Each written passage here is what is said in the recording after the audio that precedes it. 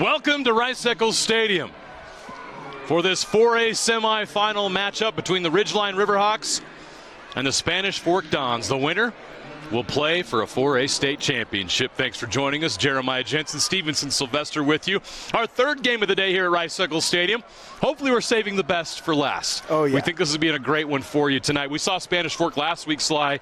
They look really good. That's a team that's hungry. It's never won a state championship before, but they've got a group that's played together through all the years, and they got a lot of experience. Yeah, these guys have been definitely working together, as you said, since they were kids. We covered them last Running week. out on the field right now, are they? Yeah, Brock Jacobson, amazing receiver, dynamic guy. Caden Vest, over 2,000 yards rushing. I don't care where you're at. That is an amazing stat. And McKay Smith at quarterback, handling everything. Huge development from last year to this year. They are primed and ready to take on a team like Ridgeline, and we know Ridgeline. They come with it every single year. Besides their amazing uniforms, they are a talented football team that has it all together. So I'm excited to see these two in a matchup today. Yeah, the Seattle Seahawks of Utah High School football. Ridgeline undefeated again. Last time we saw a Ridgeline team that was undefeated at Rice-Eccles Stadium, Sly, they won it all. Yeah. And this team can do it again. Yes, and they're prime. They year in and year out. I don't think there's much to do up there in Cache Valley except play football.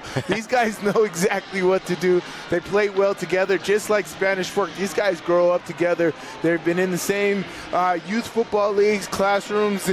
The chemistry is there. That's why this game is supposed to be top-notch and one of the best of the day. Let's welcome in the third member of our broadcast crew, Mariluz Cook, down on the sideline, north end zone, ready to rock for this 4A semifinal. Mariluz. Ready to rock, that is right. And I tell you, I'm not the only one who's ready to rock. These student sections are getting ready to rock. If you take a look at the Ridgeline student section, they're not completely full yet, but they did let me know that there is a bus on the way, and they are feeling very confident in their team, as they should, of course. Undefeated season for Ridgeline. Now, on the other side, Spanish Fork, La Hacienda is what their student section is called. 4 buses made their way from Spanish Fork today.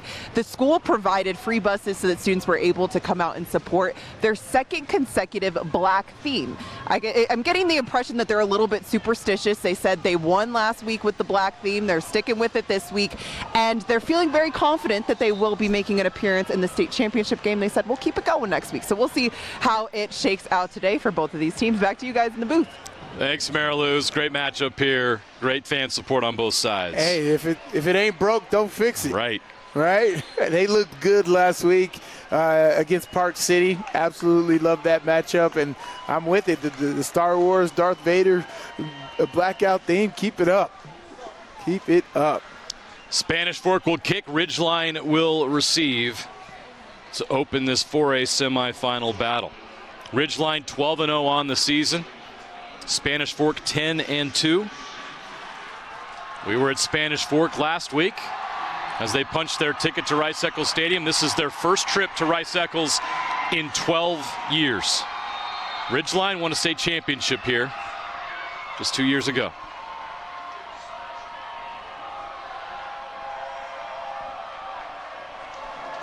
Back deep for Ridgeline is Graham Livingston,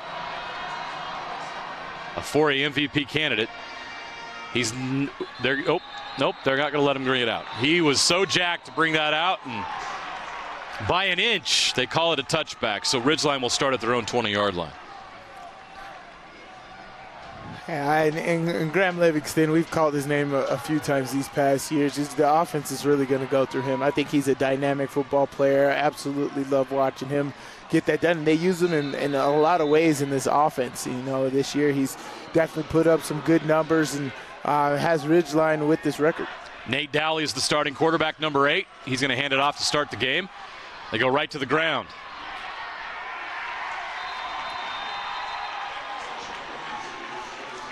And that's J.T. White, their running back. Dowley is a junior, but this is his 3rd year as the starting quarterback at Ridgeline. They gave him the reins as a freshman, and it's paying off now that he's a junior. He's got a lot of experience, and one of the reasons why this team is 12-0. Yeah, if that's not experience, I don't know what is. 3 years starting quarterback, and you're only a junior. That means that this team is primed and ready to do it all again next year as well. White gets out to the 30-yard line. That'll move the chains. Ridgeline will go to White a lot. Yeah, very balanced offense. As we said, Livingston, 1,500 yards receiving, which is amazing. And then Dale, 1,500 yards rushing, which is amazing. Very balanced on this. And as you said, Dale is leading this team, 2,800 yards through the air. Just a very structured and well-balanced, well-coached football team. 29 touchdowns, just 4 interceptions. Too much air on that one. Trying to go to White out in the flat and overthrew it. So it'll be 2nd and 10 from the 30. There's really no secret where the ball is going in this offense. They're either going to throw it to Livingston or they're going to run it with White.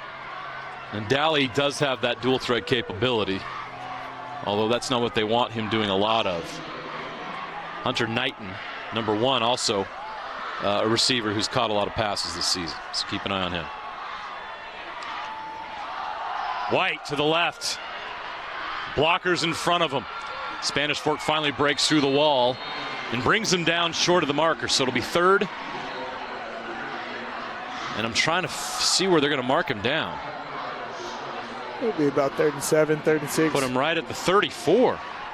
Like you, I wasn't sure. I thought he got more than that, but they're going to mark him down at the 34-yard line. So it'll be 3rd and 6.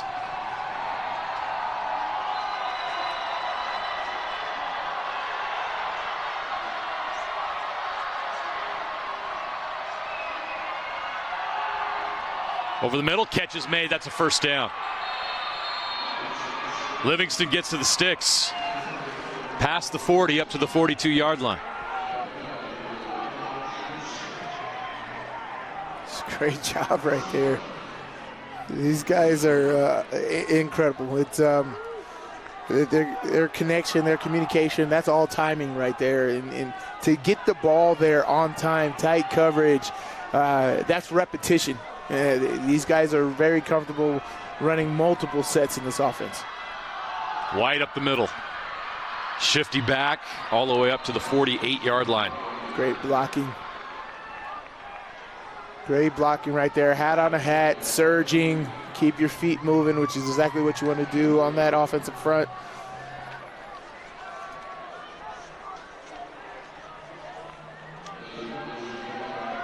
You see, they are moving the ball down the field here, taking their time. Haven't taken a shot yet. They got one-on-one here at the bottom of your screen. Oh, intercepted. Interception! The Dons pick it off. Huge play early on here. Christensen.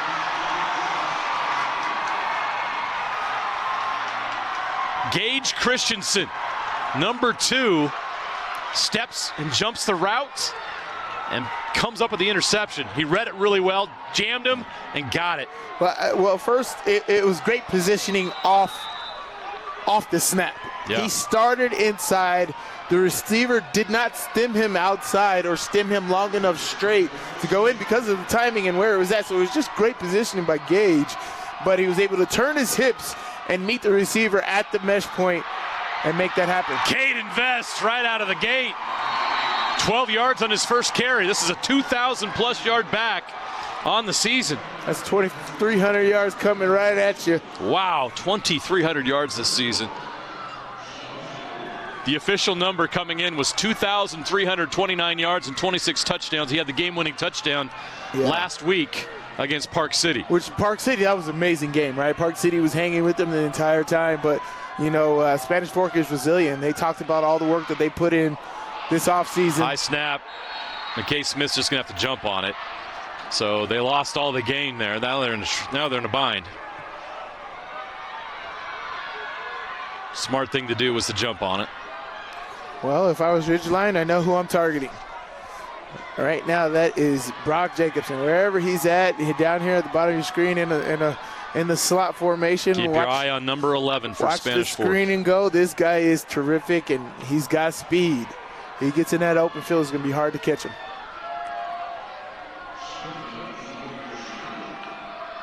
Smith on 2nd and 20.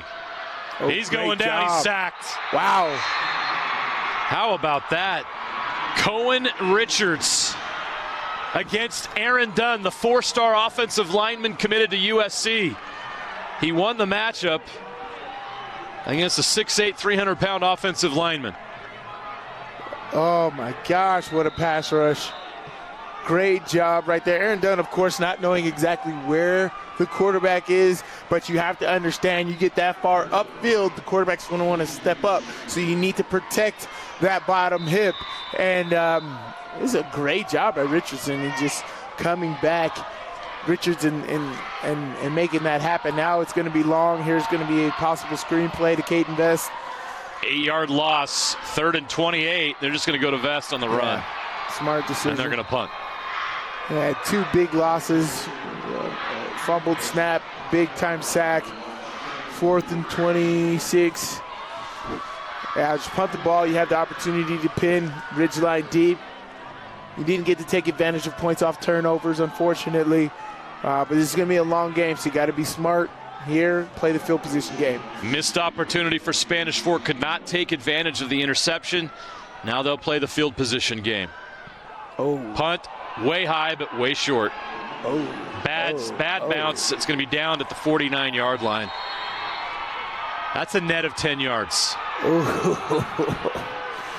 I think the tip of the ball caught the middle of his foot, and it did not get the rotation that it was. He did not hit that solid. That was that is not what you practice. I hate that, right? You practice so much. Oh yeah. Routine, snap, kick, everything is just all clean, fine and dandy.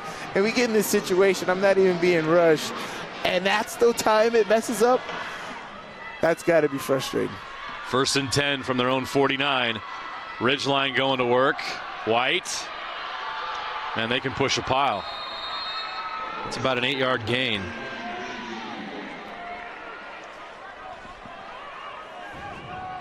We talked about Caden Vest and his numbers. JT White's having himself a pretty good season, too. Oh, yeah. You look at his rushing totals, and he's at 1,542 yards coming in, 19 touchdowns.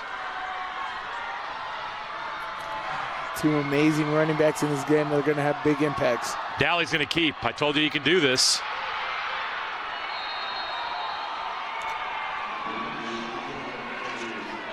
He's got a 1st down. That moves the chains.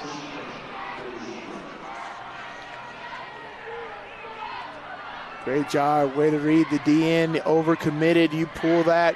That's very easy decision making right there for the quarterback. It's very hard for a D-line to turn his shoulders, turn his hips, and then turn them back the other way while you're going full speed. Great decision by Dolly right there.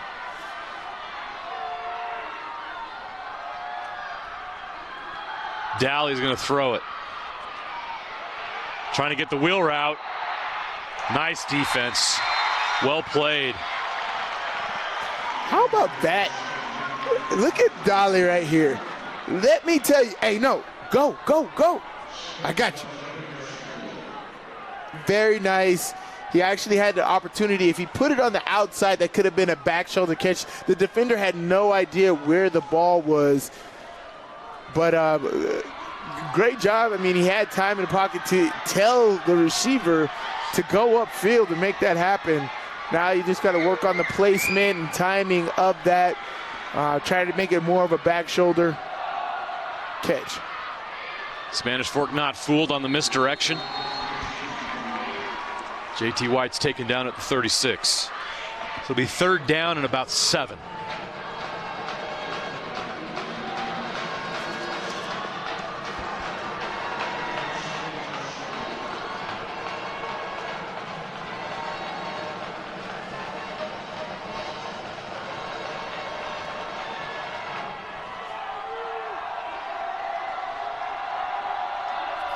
Wide trips right here. Livingston's in the slot. Oh, Dowley. He's got it. 1st down. Out of bounds at the 25-yard line, so White takes the catch.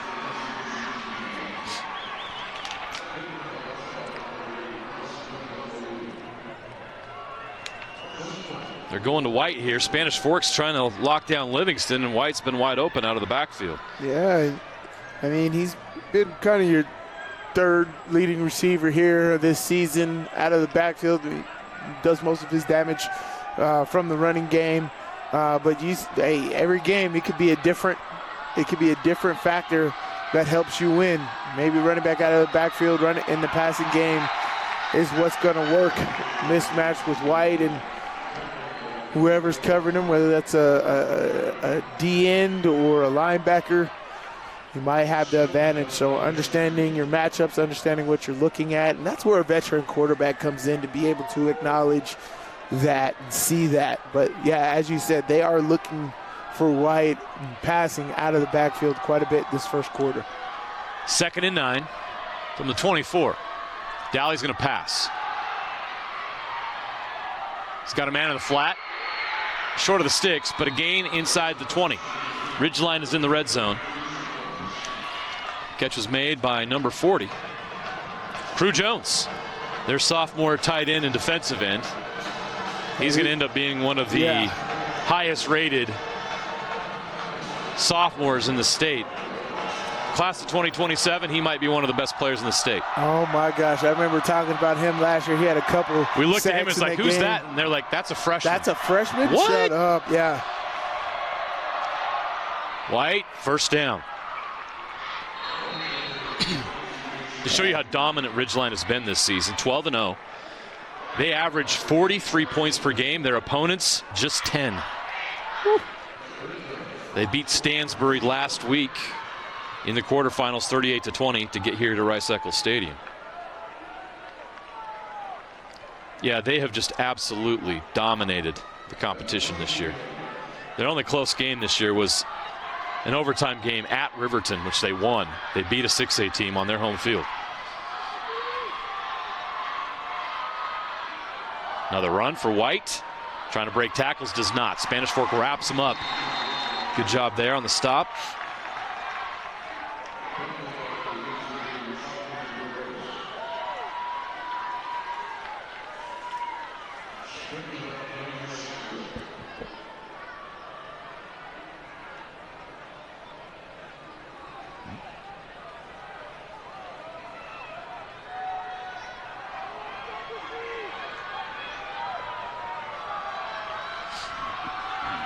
Second and 9. Spanish Fork trying to get a stop here. Dowley's going to pass. Play action. Looking to the end zone. No, he's going to go to the flat. White on the check down. Gets inside the 10. They'll mark him at the 7. Great play right there. Get all you can get right there. They ended up covering the deep over route, which was your first option. But hit your check down. Get what you got. You ended up getting 6-7 yards out of just the check down route right there. That's good. Makes it 3rd down and 3, 3rd down and 4. Get down the field, take care of the football. Big play here, 3rd and 4 from the 7.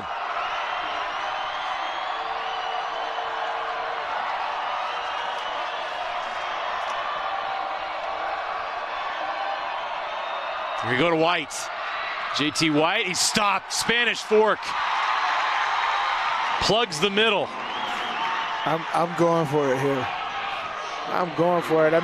I'm deep on their side of the field. It's early in this football game. This is a good litmus test to see what your opponent's all about right here. You know, you can pull out your best 2-point conversion play. You know, this is only, 2 yards away from the 2-point conversion. You can figure out a trick play, whatever you usually run for 2-point conversion. You only need 2 yards to pick up a first down. I'm going for it here for sure. They think it's worth a timeout. They'll discuss it. We'll take a break. No score here in the 4A semifinal between Spanish Fork and Ridgeline.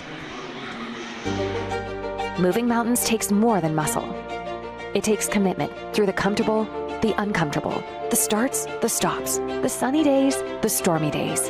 Here at Salt Lake Running Company, rain or shine, we've got you. We are here to help you keep moving forward. Locally owned, locally operated since 1995, SLRC offers free custom shoe fittings, rewards, training groups, races, free events, seminars, and clinics. Visit us in store or online today at slrc.com. At UCCU, we've learned that people prefer more. And not just more, but a lot more. That's why UCCU created Elevated Checking. Elevated provides everything you'd expect from the best checking account anywhere and more. A lot lot more. Like loan discounts, overdraft forgiveness, and free ATMs nationwide. Just visit uccu.com and elevate your checking. Beautiful night for high school football. Is that a full Rice-Eccles Stadium. They're going to go for it on 4th and 3. Here we go. Dowley's going to pass. Keep it. Rolling out to the flat. Can he get to the sticks? He can. Not only does he get to the sticks, he gets to the end zone. Nate Dowley on 4th and 3 has a touchdown. And Ridgeline's on the board first.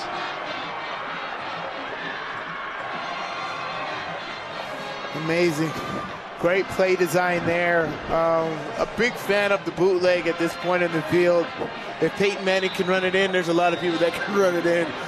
You get a defense that's overly aggressive, wanting to stop the run, especially on something 4th and short, something like that. You know, and they go all in on trying to stop the run. The bootleg definitely works out majority of the time. Extra point is good. Ridgeline, 7. Spanish Fork, nothing. Here's another look at the touchdown. That's just speed. That is great athleticism there by Dowley.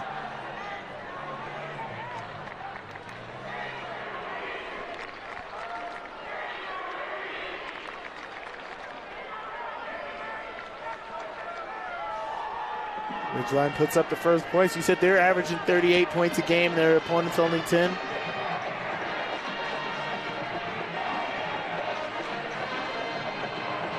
Yeah, I think that makes sense. So, very talented football team. As we said, we covered these guys last year, and they looked good. They were here in the semifinals against Crimson Cliffs last year, and just a very, very young team, and here they are back. Looking that much more experienced. Just a year of development makes a huge difference.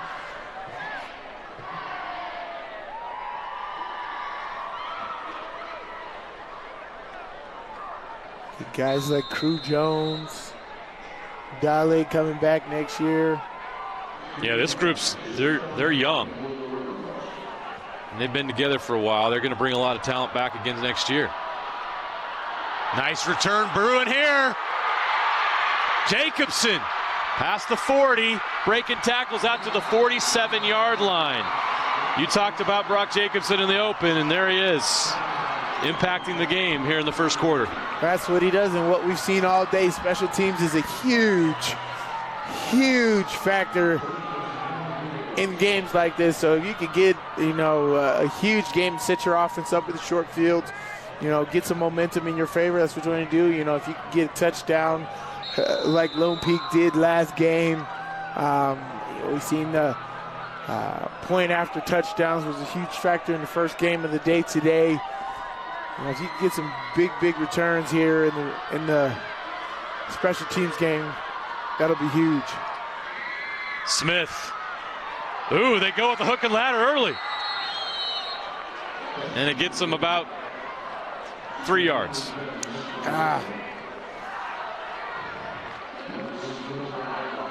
I like it, and then again, I don't. I mean, one, they didn't get any positivity out of that, but I honestly don't think they've thrown that route enough to know exactly how Ridgeline's defending it. They had a guy right behind them seeing the whole thing. Yeah, I don't know. Good job by Ridgeline. They were all over that. They were trying to get Vest to the edge, and it wasn't there. Right, trouble coming, screen. Vest on the screen, they snuffed that out too. Out of bounds at midfield. Great defense. They were waiting for it. It's hard to surprise anybody with a 2,300-yard rusher. He's getting the ball. He draws a lot of attention, especially when the next closest guy is, 400 yards? And not even. The next closest guy is another running back at 286. So, sorry, I'm looking at the wrong stats there. The next closest guy is Brock Jacobson. So, and he's got 460 yards rushing. So third down and 7 those two from midfield. Jacobson up. Timeout here in the first quarter. So Coach Smith's going to take a timeout. 1:10 left to play here in the first quarter. We've seen this all day, Sly, as coaches using those timeouts early. First half timeouts, it's not a big deal. But coaches using their timeouts early on to make some corrections. And I think it shows you just how much they value each possession in these big games. Each possession matters so much. Yeah. So we had 2 close games today that shows them. Yeah, and then it turns out those timeouts are definitely needed and necessary late in the football game. You know, Skyridge, you know, we just seen they had all 3 timeouts at the end of that football game. They could have used at any moment, and then Lone Peak, you know, they used all of theirs. And then Lone Peak ended up winning that game. So it's kind of like how well you use it, and what is your strategy behind it. And for me, it's always best to have it and not use it than not have it when you need it. But this is an important possession. Ridgeline has gained a lot of momentum here late in this first quarter. Jacobson in motion. Smith, play action. Takes a shot over the middle. Catch is made inside the 20.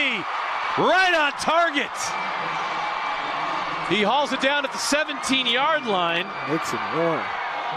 Nixon Warren with the catch, the sophomore.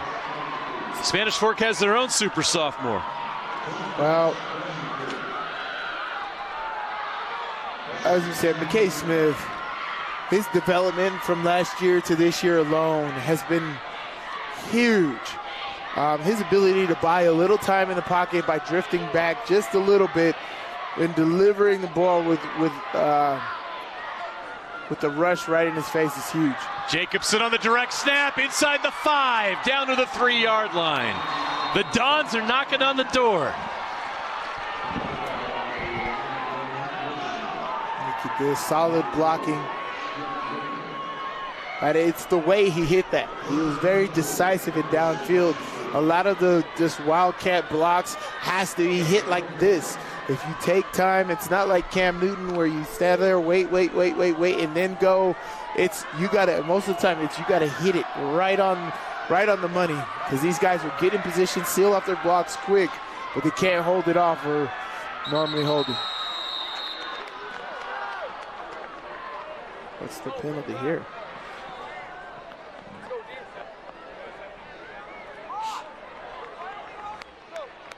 Prior to the snap, false start on the offense, number 73. 5-yard penalty, replay, first down.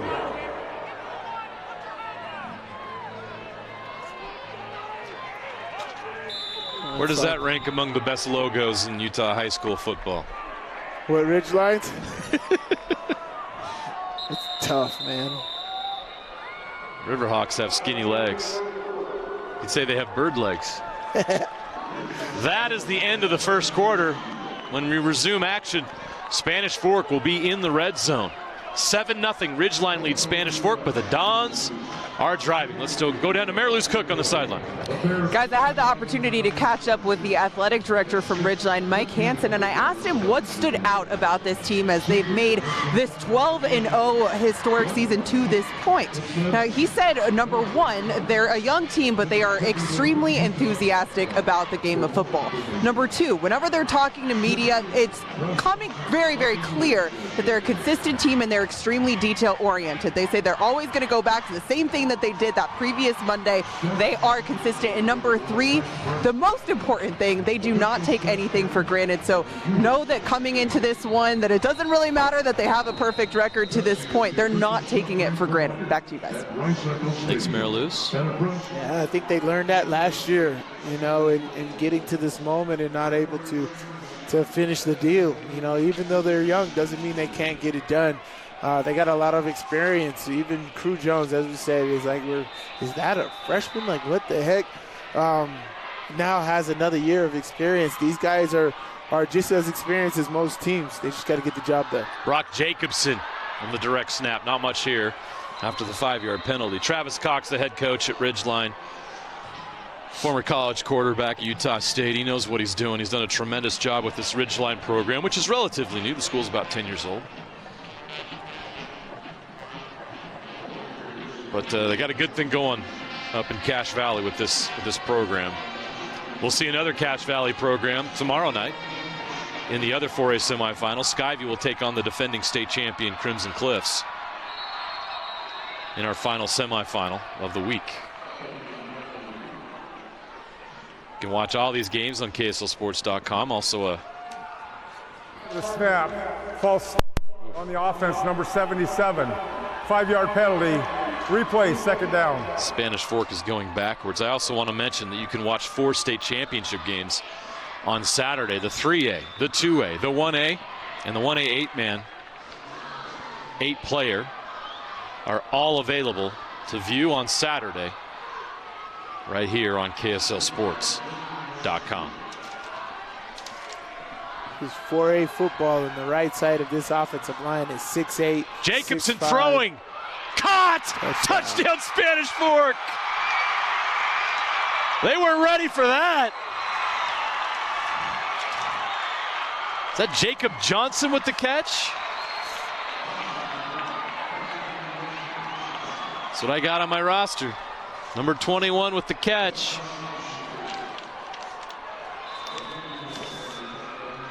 Yeah, hey, Jacob Johnson. Johnson. Awesome.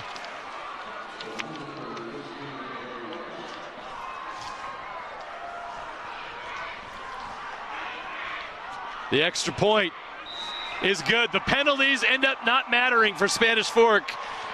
What a call by head coach Dustin Smith. Jacobson with the pass. Johnson with the catch in traffic. Aaron Dunn's there to celebrate. And the Spanish Fork Dons have tied this game up. He said Brock Jacobson's your Swiss Army knife. He does everything. Wow. He can throw, he can run, he can catch a receiver. He's your kick returner. He plays defense both sides. He never comes off the football field. This guy is your Travis Hunter of 4A right now. He is Mr. Everything for this football team. Caden Vest may have 2,400 yards rushing, but this guy Brock Jacobson, all purpose, gets it done for sure. 11 minutes left to play in the second quarter. What an answer by the Spanish Fork Dons. They take advantage of great field position, and they punch it in to even up the score.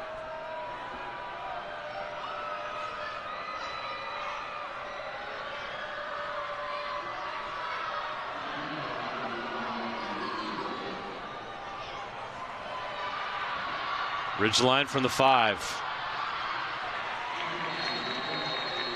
Livingston, the returner, brought down at the 27-yard line. That's where the Riverhawks will start this next drive. He's so dangerous. Yes, he is. You don't want to give him any chances.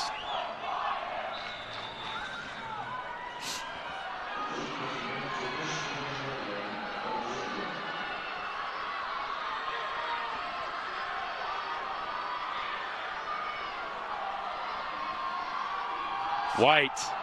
They got contact early but didn't bring him down. He's still going out past the 30 to the 32-yard line, a gain of 5.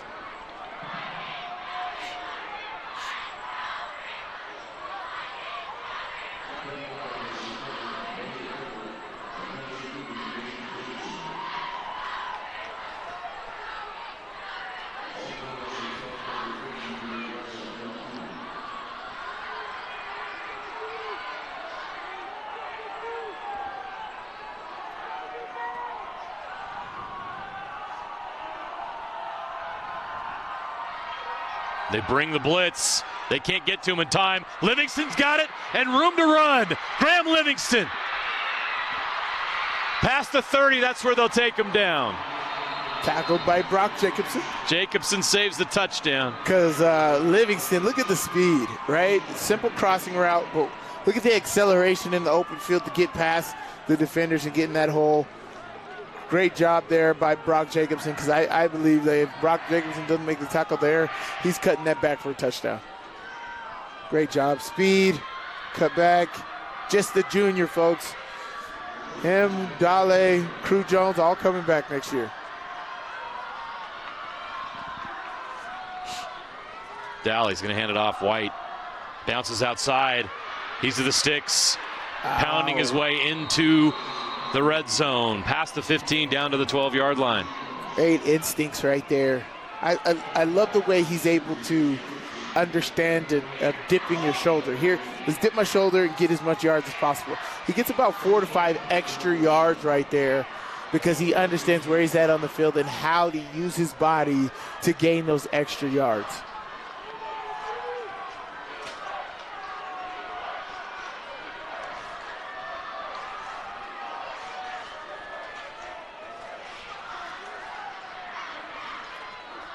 Dowley's going to pass. Going to the end zone. Incomplete.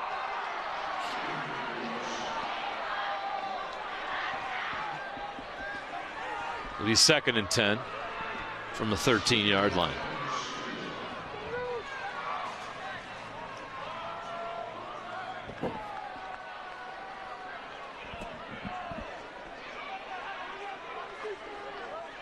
There's Aaron Dunn. That's a big boy. That's the top-ranked high school football player in the state. He's committed to USC after flipping from Utah.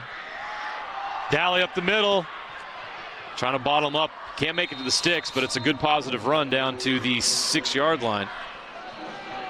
Gain of about 7. We 3rd down.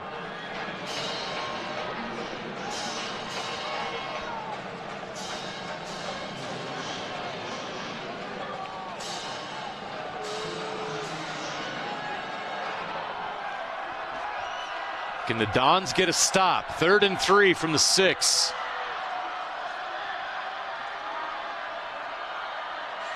Dowley, handoff, White up the middle into the end zone. Touchdown, Ridgeline. Great check. J.T. White with his first score of the game. Great check. And the Riverhawks are back on top. Yeah, and checking out to his receivers, loosened up the defense enough. That offensive line, the way they're able to seal those blocks, create penetration just off of positioning and alignment is just terrific. Great play call, great understanding of the situation by Ridgeline. You can tell why they're undefeated. It is incredible.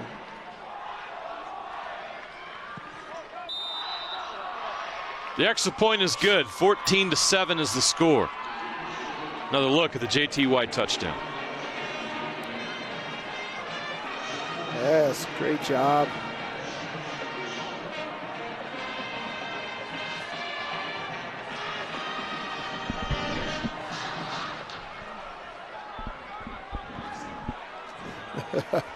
Yeah, he's been in the end zone a few times this year. This Ridgeline team just seems like they got it. I mean, outside of that interception on the first drive, they've been virtually unstoppable here. Very dominant. I wouldn't say just dominant. They've been very dominant, very deliberate with what they're trying to do, their game plan, and even their execution is just very on point, man. These guys spend a lot of time in the film room, on the practice field, getting this right. Ridgeline's going to score in this game and score a lot. Can Spanish Fort keep up? That'll be the difference. And the Dons are capable. They are explosive offensively as well. We've got a great matchup here in the 4A semifinals. It has lived up to the hype so far. Ooh, he's got a wall. Nice return out to the 37-yard line. Great vision. Caden Vest. Yeah, great vision. All right. Watch how he sets up. I don't think that's where Ridgeline wanted the ball to go to. No. I don't think they thought Caden Vest, the 2,300-yard rusher, their special teams coach just threw a clipboard. Was your up man on that? What are we doing? That's the wrong guy. Good return by Vest. Once again, Spanish Fort, great field position. They'll try to answer here. Right, or McKay Smith. Out to Jacobson, cuts it up. Good gain of about 6 on first down, up to the 42-yard line. I'll give him 5.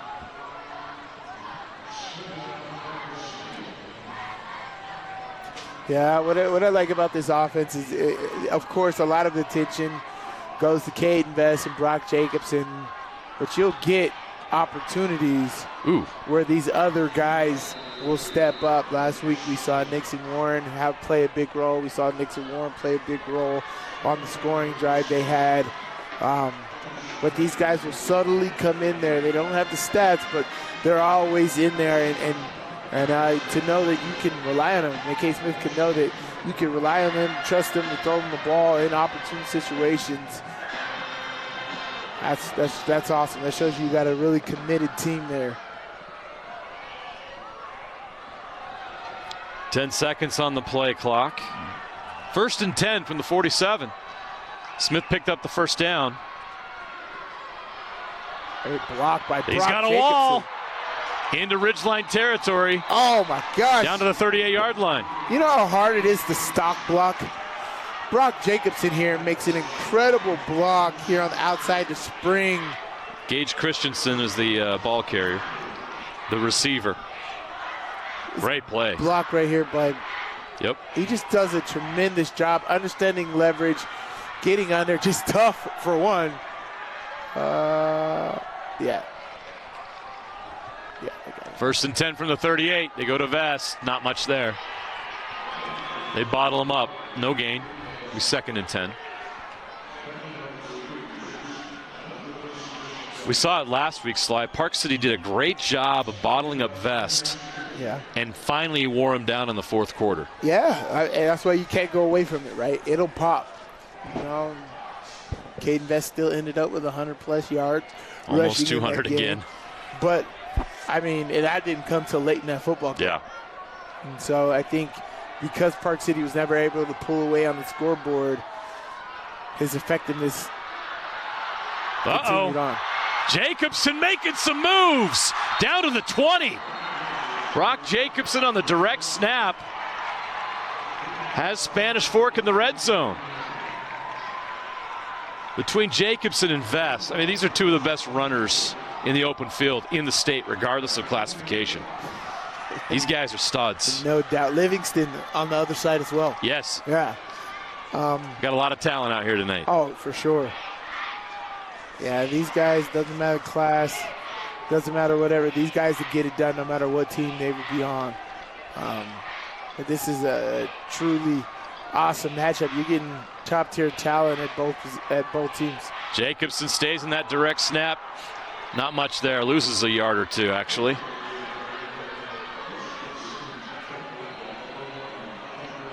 Jacobson has a touchdown pass.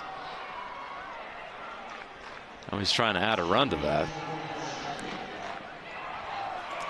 Coach Smith giving Ridgeline a lot of different looks, a lot of different formations. Oh, yeah. Keeping them guessing. Well, I mean, for Ridgeline, it's kind of like, I just got to stay basic. Cover 2, come down, figure that out. The hardest part is understanding personnel. Jacobson again up the middle.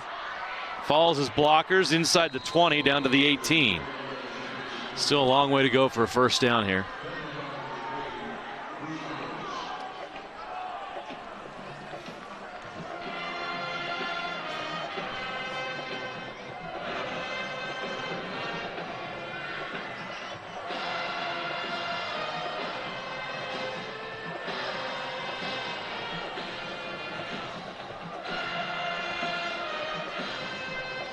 It'll be 3rd down and 8 from the 18. See what they drop here. They got to hurry. We're down to 5 seconds on the play clock. 2-1. They get it off. Jacobson throws it outside. Catch is made. Can he avoid the tacklers? He cannot. He goes down. Nice job by that Ridgeline defense to wrap him up. Great pursuit there by Landon Perkins. Understanding exactly what's going on there. That was 3rd down. Running Wildcats not secure. But if I can stop them up, understand that a quick pass is going to come out of this. You know, you let your pursuit do the work, and that's exactly what he did there, running to the football, allowing them not to get anything here. They're going for it on 4th and 8. Smith is back in at quarterback. Rush comes. He steps in the pocket, gets rid of it. Catch is made at the sticks. First down, Spanish Fork. Wow. What a play. They roll the dice, and they get the first down. Bronson Kalauli. He got that away. Watch Crew Jones dialing down on him right there. Boy, Smith did a great job in the pocket. Great footwork, stepping up and making the throw. And how about Kalauli making sure he gets to the sticks for the first down? But that's what we said, right? You know, the ball goes to Caden Vest and Brock Jacobson a lot, but these other guys step up. That's the Gage Christensen's, your Nixon Warrens, your Kalaluis. Vest trying to get to the outside. Breaks tackles. Now he's going to make a run at the pylon. Oh, wow. Just short. What a run by Caden Vest. I'm like, stop going backwards, but he knows what he's doing. He just run, man. Great job. Gets all the way down to the 1 yard line here. This is why he has 24 yards rushing on the season. Plays like that. Great job. Great pursuit by Ridgeline. That's multi-level pursuit right there. Yeah, guys shooting there. Dane May saves the touchdown right there. Oh yeah, they did save it, and you got to defend every blade of grass. You never know what's going to happen here, you know. But I'd bet my money that this is going to Caden Vest right down the pipe. 1st and goal from the 1. Vest into the end zone, touchdown, Spanish Fork. They've got almost 750 pounds between the right guard and right tackle on that offensive line. If they don't go to that side, I don't know what you're doing. You know? And then you got Coach Smith's no dummy. Oh, no, yeah. And you got a 700-pound or a big defensive line fullback. They've got a 400-pound lineman, and that's not Aaron Dunn. The extra point is good. We're tied at 14. What a ball game. 3:10 to play. Vest with a touchdown, and the Dons have tied it up. Yes, folks. Right guard Jack Parsons plays D tackle and guard. Is a junior, 6'5", 400 pounds. The Spanish Fork has more size than most 4A teams in the state. And they've got athletes, which the combination makes them a 4A state championship contender. Yes, for sure. Spanish Fork has never won a state football championship. As long as the school has been around, they have never made that happen. They are chasing history right now.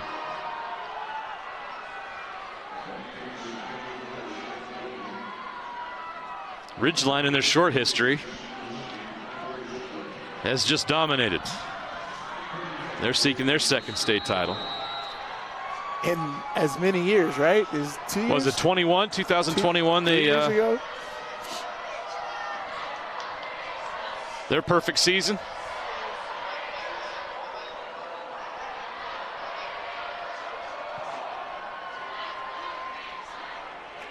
Take it from the 8. Another chance to return a kick. Spanish Fork does a good job bringing them down. They're going to call face mask? Ooh. Man, I didn't see. I didn't know if that was face mask. And they got him. I don't know if it's a face mask or a horse collar, but it wasn't horse collar. Or could this go the other way? Oh, they're debating it right now. I don't know how his horse collar came from the side. Maybe that's what they're talking about.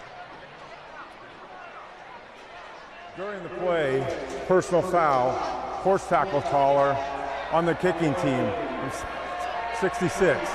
15-yard penalty, first down. I got to see that again. I don't know about that, but if that's what the ref saw, that.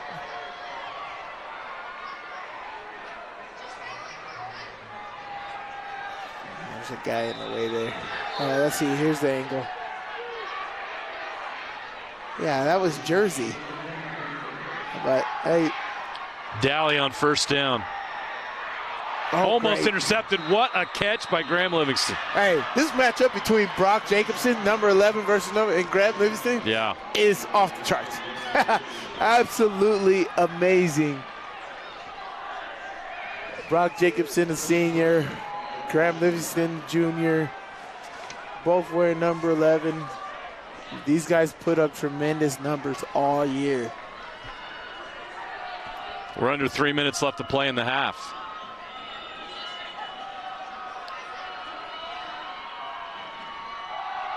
White on the run. Spanish Fork bottles them up, a gain of maybe 1. Clock will continue to run. This will be a big stop for the Dons if they're able to keep him out of the end zone before the half. Spanish Fork gets the ball first to start the second half. This is where getting that interception on that first drive actually matters. Oh, yeah, for sure. They took a possession away from Ridgeline with that, even though they weren't able to take advantage of it. They did get that stop and that turnover. So Ridgeline has some urgency to get points here. Dally, he's rushed. Aaron Dunn's chasing him. He gets rid of it. Catch is made. Knocked out of bounds. Again, Livingston. Graham Livingston. This guy, Graham Livingston, is. I mean, you know where Dally's going with it. Yeah, I mean, he's got 1,500 yards coming into this There's game. no mystery here. No, there's not, but he's so dynamic. You can line him up in so many different places on the football field. It's hard to track him down and game plan for that. Dally. Deep over. Taking one over the top. Oh, Can't get there. Missed him. I think he had him. I think that needed to be more of a direct throw than a lob, because you had Brock Jacobson over the top. He was looking for Hunter Knighton, their second leading receiver. And that was good play development there. They play action, roll out to your right, throw back to the left. There's just a lot of movement there, hard to track down. But ultimately a great defensive job there, great eyes by the Dons.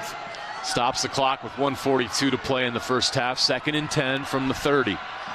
Dally's got trips to his left. He's going to hand it off to White. And Spanish Fork does a good job bringing him down. He gets up to the 28-yard line, gain of about 2. So we 3rd and 8, and the clock will continue to run unless they choose to stop it, and they do.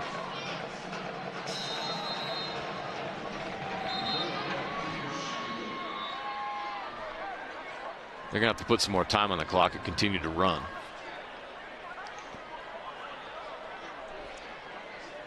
Big play coming up here on 3rd and 8.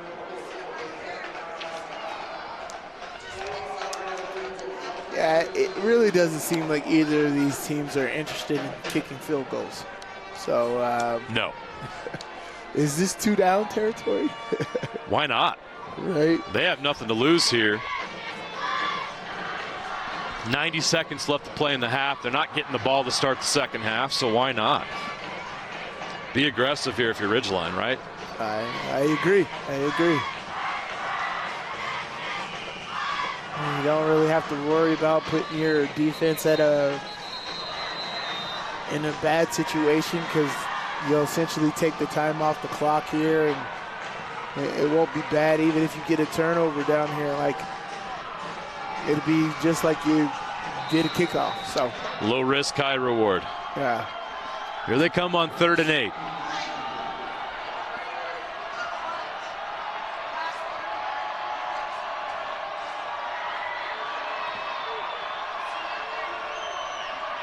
Livingston's in motion. Dally looking that way. Pressure comes, throws to the end zone. Knocked down, incomplete. Great defense. Great job. Gage Christensen. By Gage Christensen. A few good plays here. But this is terrific. Gage Christensen with the interception earlier on. Undercut he almost this. had that one. Yeah, just one more foot forward. The receiver wouldn't have been able to put his hands in there and deflect that, and Gage could have had his second interception. 1:26 to play, 4th and 8. They're going to go for it, and now Ridgeline will call a timeout. Good timeout. We'll take a quick one, too. 1:26 left to play. Come back and see the end of this first half. 4th down coming up next. Moving mountains takes more than muscle. It takes commitment through the comfortable, the uncomfortable, the starts, the stops, the sunny days, the stormy days. Here at Salt Lake Running Company, rain or shine, we've got you. We are here to help you keep moving forward. Locally owned, locally operated since 1995, SLRC offers free custom shoe fittings, rewards, training groups, races, free events, seminars, and clinics. Visit us in store or online today at slrc.com.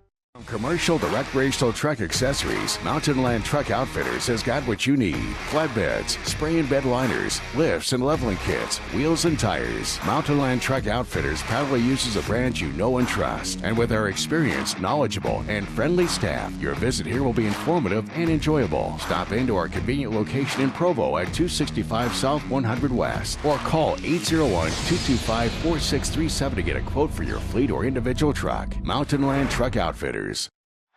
Here we go, 4th and 8. Big moment here. With 1:26 left to play in the first half of this 4A state semifinal between Ridgeline and Spanish Fork. Ridgeline from the Spanish Fork 28 over the middle. Oh. Tipped up in the air. Almost caught, but not. And Spanish Fork gets the stop. The Dons get the stop. Cal Roberts was able to get in front of Livingston and knock it down. That wasn't Livingston, sorry. That was number 1, Hunter Knighton. Dally went over the middle to Knighton, and Roberts made a great play. Yeah, I did. That was outstanding defensive play right there. It's hard. You got one-on-one coverage, going across the middle, taking a risk to go jump in front of that ball right there. End the series. Great play. Vest to the right. Nothing's there. He's going to run out of bounds. How aggressive does Spanish Fork get here?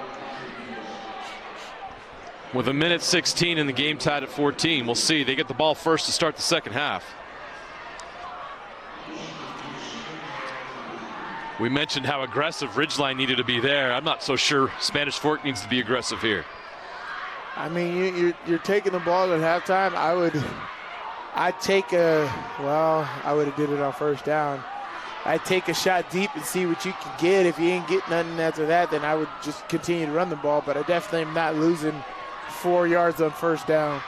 1:16 to play in the half. Smith taking that shot over the top. Oh, just missed on the fingertips. Nixon Warren had a chance. Oh, he knows it too. Just couldn't stretch out far enough. Here's another look. Great throw by McKay Smith. Only where your receiver can get it. The hard part is when you're looking up for the ball, you slow down a little bit, right? And you have to track the ball. Yep. But he was just a yard off from making a great catch right there, all hands. But great throw by McKay Smith. Very, very, very good throw. Just got to make that play. Clock stop with 1:10 to go, 3rd and 13. Smith takes the snap. Rush comes, screen. Caden Vest, room to run. He's got blockers. He's loose. Vest on the sideline down to the 45-yard line before he's knocked out of bounds. So, again, now you have an opportunity. You got exactly 1 minute on the clock. Clock has stopped. Take a shot. Take a shot. I would start in twins left here because you're on the right hash. Twins left.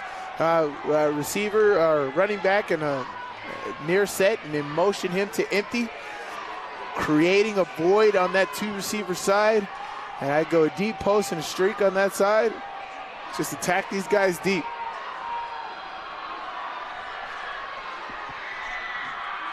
First and 10 from the 45. Handoff up the middle. Not much there. Vest up to the 48. Does Coach Smith call timeout, or do they just hurry up? Yeah. They're just going to hurry up. Yeah. Clock's under 50. 2nd down and 7. They're set now, and they'll snap it. Smith over the middle, knocked down at the line of scrimmage. Great pass protection right there by Caden Vest picking up the blitzer. Giving McKay some time to throw that ball there. But unfortunately, after that running play, they wasted 20 seconds. 35 seconds on the clock. It'll be 3rd and 7 from the 48.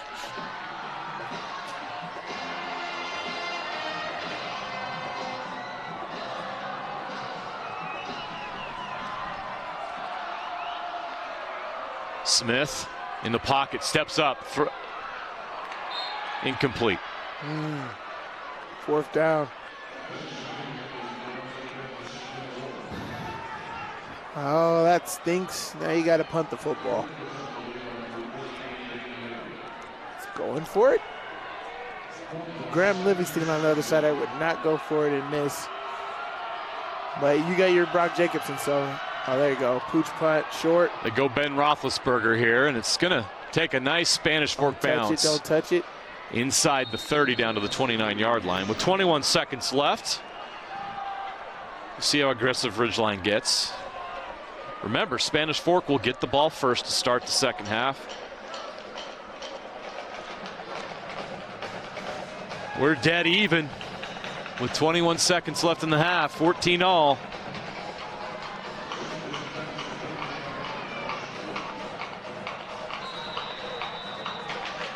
Both defenses stepping up here. Ridgeline will go. A quick screen to the outside.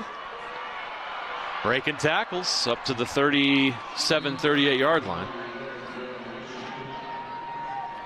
Call a timeout, or they're going to let the clock go. That was the last play of the first half.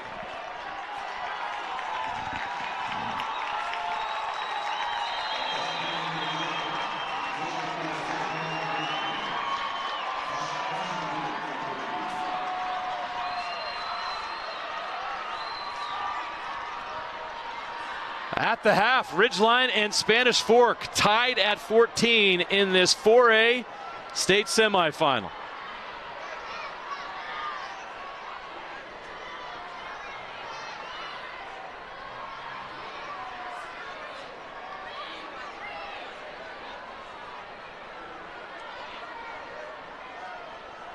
We're going to go down to the sideline real quick. Mariluz Cook standing by with head coach Dustin Smith of Spanish Fork. Hey, Coach, with it being all tied up here at the half, what is your message to the team going to be in the locker room?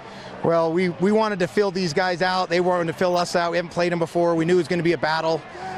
So my message to them is we're in a good spot. We're getting the ball back. We've gotten a good feel of what they do and what we think we can do. Now it's just a matter of, are we going to have more energy and more gas in the tank than they do? Because they're two both very similar teams, and it's going to be a fight. What do you feel the key to continuing to put pressure on Ridgeline is going to be? I think it's going to be execution. It's loud in here. There's a couple calls that are being missed. So it's going to be really us settling down, which I was concerned about earlier in the game. But I think now that we have a half underneath us, the biggest thing to us winning is going to be slowing their offense down. They have a lot of guys that can do a lot of damage. So if we can continue to play good defense, I think we'll get another one and we'll be all right. Thank you, Coach. Thank you. Back to you guys in the booth. Mariluz, thank you. Head coach Dustin Smith, the Spanish Fork. What a first half. All tied up at 14. Can't wait for the second half. We'll be back in about 14 minutes for that. Let's send it down to the KSL Sports Rewind guys for the halftime show.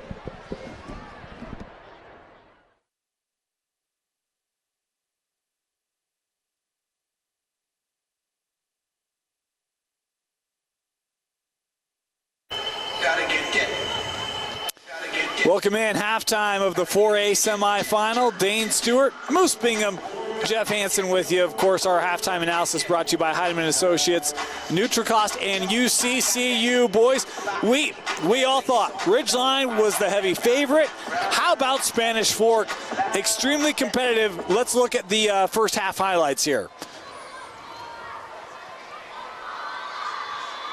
And right here, we talked about it in the pregame, that the recipe, the path for Spanish Fork to get a win, force some turnovers and capitalize when you make those turnovers. That was a huge interception when Ridgeline was feeling good and moving. And capitalize, right? Yeah. Unable to do so there. This Ridgeline D, we talk about, for all the talk about the offense, the defense is very capable. They both had really good first halves for this game to just be tied at 14. Yeah, Nate Dale was really impressive to me. He looked just so comfortable back there. He's got a type of swagger that you try to teach quarterbacks, but they're just born with it. He's like, I'm here and I'm the freaking man. And then the other lefty, McKay Smith. How about this throw right over the middle? This was Spanish Fork's answer. And look, they've not been intimidated. They've tried to attack this Ridgeline D. Yeah, they have. And when you're making plays like that in the teeth of pressure, I mean, McKay Smith got popped on that one. And he delivers a great ball downfield. And then I really like it. We talked about it with Coach Monzingo, like, how do you balance trick plays? Well, they found some balance right there, a little halfback pass into the end zone. Well, the thing you got to love is that, they are mixing it up. but it's been guys stepping up for Spanish Fork. It hasn't been Kane DeVest dominating and Smith dominating. It's been a lot of guys contributing in this first half for the Dons. Yeah, Spanish Fork, they got punched in the face early, and they responded. I've been really impressed with how they came in, their wherewithal. They're a very talented team, and they play as a unit. That's what you want from a team in 4A. 11, that's the magic number for Ridgeline. Livingston has been a beast. He's explosive when he gets the ball in his hands, and this was a big run. JT's had a great first half. You were commenting about the spin move at the end. You got to don't want to get too dizzy early on here, Mr. White. He did a good job spotting, though. Like, he's been paying attention to that national champion key, right? Ridgeline dance team. Pick a point and rotate. That was a big conversion. Huge play on fourth down. Fourth down, that's how you know Spanish Fork. They're like, look, we got nothing to lose, guys. We're going to go out. We're going to play to win. 4th and 8, they convert that. Yeah, it seems like every single time Spanish Fork needs an answer, the phone rings and they pick it up. It's just amazing to watch these guys. Yeah, and then capping it off there with the touchdown run. Caden Vest had himself a couple big plays in that first half for Spanish Fork to keep them in this game. We find ourselves tied at 14. Moose, your thoughts of what we saw in that first half? I mean, Spanish Fork has given Ridgeline everything they can and more. They almost want it more, it seems. They're attacking the ball on defense. They're getting after it on offense. They're being creative. And I think Ridgeline hasn't faced an opponent like this year yet. Jeff? I go back to that Stansbury game at the beginning of the year for Ridgeline. They had to grind out a win. That was really maybe their only really close game. Maybe Riverton, I think they had another close game against Riverton. But they did have some games where they had to grind it out late in the second half. And I think if you're Ridgeline, you don't really change anything. It's not like you're out of this game. It's not like everything's gone wrong. You're still scoring points. It's 14-14. For Ridgeline, do what got you here. I mean, you are still right in this game. You're still the favorite. You're still feeling comfortable. Just stay poised, play clean football, and continue to do what got you here. And I think if you're a Ridgeline coach, that's got to be the message in the locker room right now.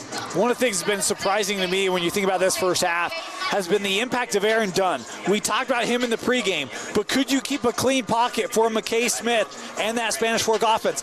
Check.